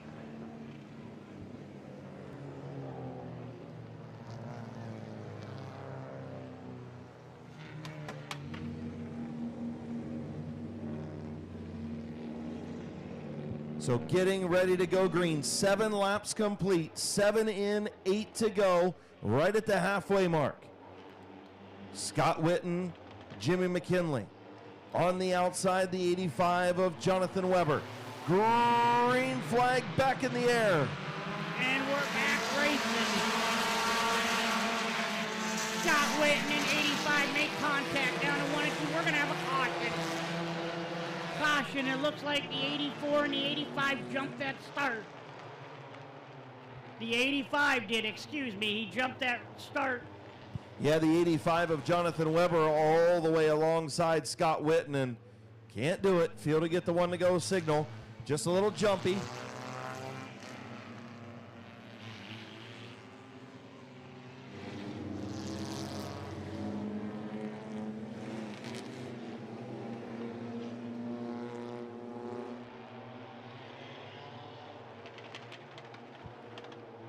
All right, we'll try it again. Chief starter Jonathan Smith, green flag in hand. We're underway. Back to racing as the 84 car leads. Weber gets to the second position. Does he have enough as Justin Lenards is on the outside, coming like a freight train. Oh, and we have a contact on the backstretch. Peyton Martin, and I'm not quite sure who the other car is right there, but they had made contact on the backstretch. Yeah, the 6X of Peyton Martin, and I don't see who the other one is either.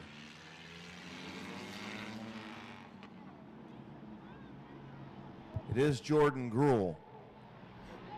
99 of Jordan Gruel and the 6X of Peyton Martin together on the back straightaway.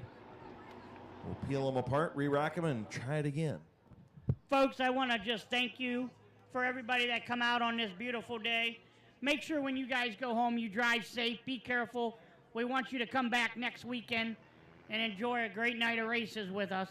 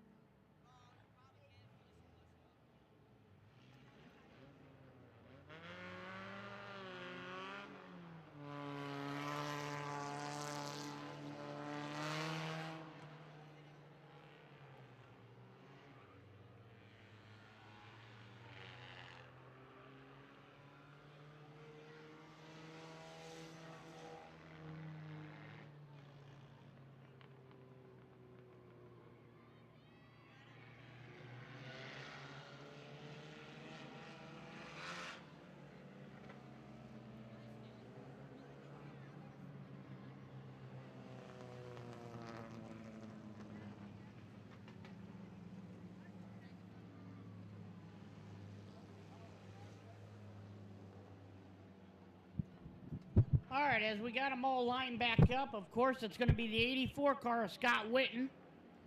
Second place is going to be the 12 car of Jimmy McKinley. Third's going to be Jonathan Weber. Fourth's going to be the 20 of Larry Ennis Jr. Fifth is going to be Justice Lenards in the 3L. Sixth is going to be the 19 of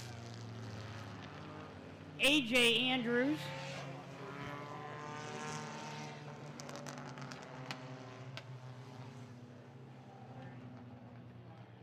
Thirty is going to be behind the 19 car.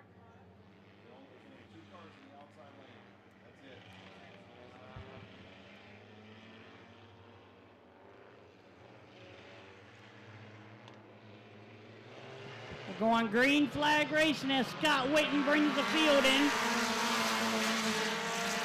Yeah, the guys that chose the bottom lane have to stay in the bottom lane. Only 2 cars chose the outside.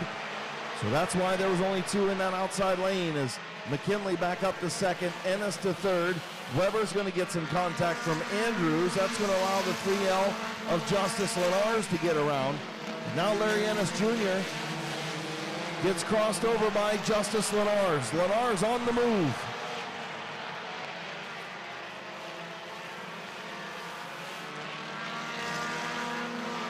Lenards and McKinley battle for that second position as Larry Ennis Jr.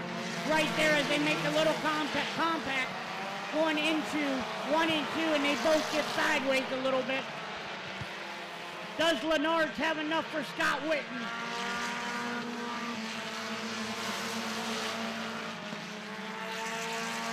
Five laps to go. As Scott Witten is still your leader. Justice Lenards second. Does he have enough to catch him? Larry Ennis is in third. Jimmy McKinley in fourth. Jonathan Weber fifth. And AJ Andrews in the 19 is sixth. Laura Gay pulls off the racetrack. The 30 of Alex Walker all over the back of the 6 of Dylan Martin. That battle for the 7th spot. And Justice Lenars has arrived on the scene. He's right behind the 84 of Witten. 2 laps to go this time around. Can Justice get around Scott Witten? Once again, Kale, like I always say, it's one thing at catching them, but Lenards has enough to pass them as they go down the backstretch. Lenards high, Witten low. Who's going to win the B main? Scott Witten's going to come in with the white flag. 1 lap to go as Lenards is trying to get around Witten. He is all over the back bumper of that 84 car. Coming out of 3 and 4, he's going to get the double flag. Scott Witten wins the feature. Justice Lenards second. Larry Ennis third. Jimmy McKinley fourth. AJ Andrews fifth. Jonathan Weber sixth. Dylan Martin seventh. Alan Boyd eighth. Alex Walker ninth. And rounding out the field, 6X, Peyton Martin. Thank you, everybody, for coming to Midfield Speedway tonight. Have a safe and wonderful trip home. Hope to see you back next weekend. Everybody, give a round of applause as this 84 car comes into victory lane. Scott Witten. Thank you again to everybody for hanging out with us through a little bit of a rain delay. We got the track dry and ready to go. Not too much of a delay, but we appreciate you staying with us. Good night of racing here at Mid-Vid Speedway.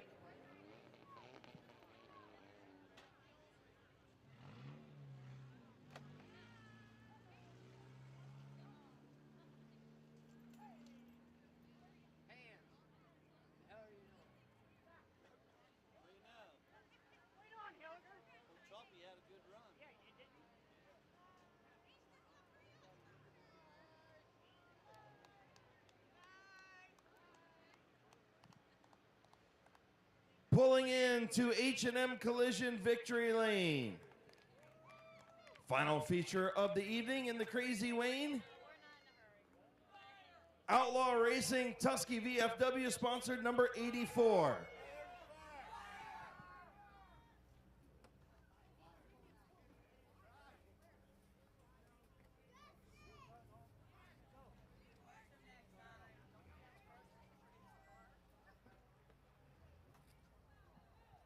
So your winner, Scott Witten, after that dramatic run over there. Congratulations, man. I know you felt the 3L bumping you back there a little bit, but you had to endure a couple restarts. Congratulations, man. Good run. Thank you. Thanks Tusky VFW, Crazy Wayne, all my crew, Nicole for putting up with all the bullshit. Absolutely. Congratulations, man. Welcome to Victory Lane. Thank you. Your winner, Scott Witten.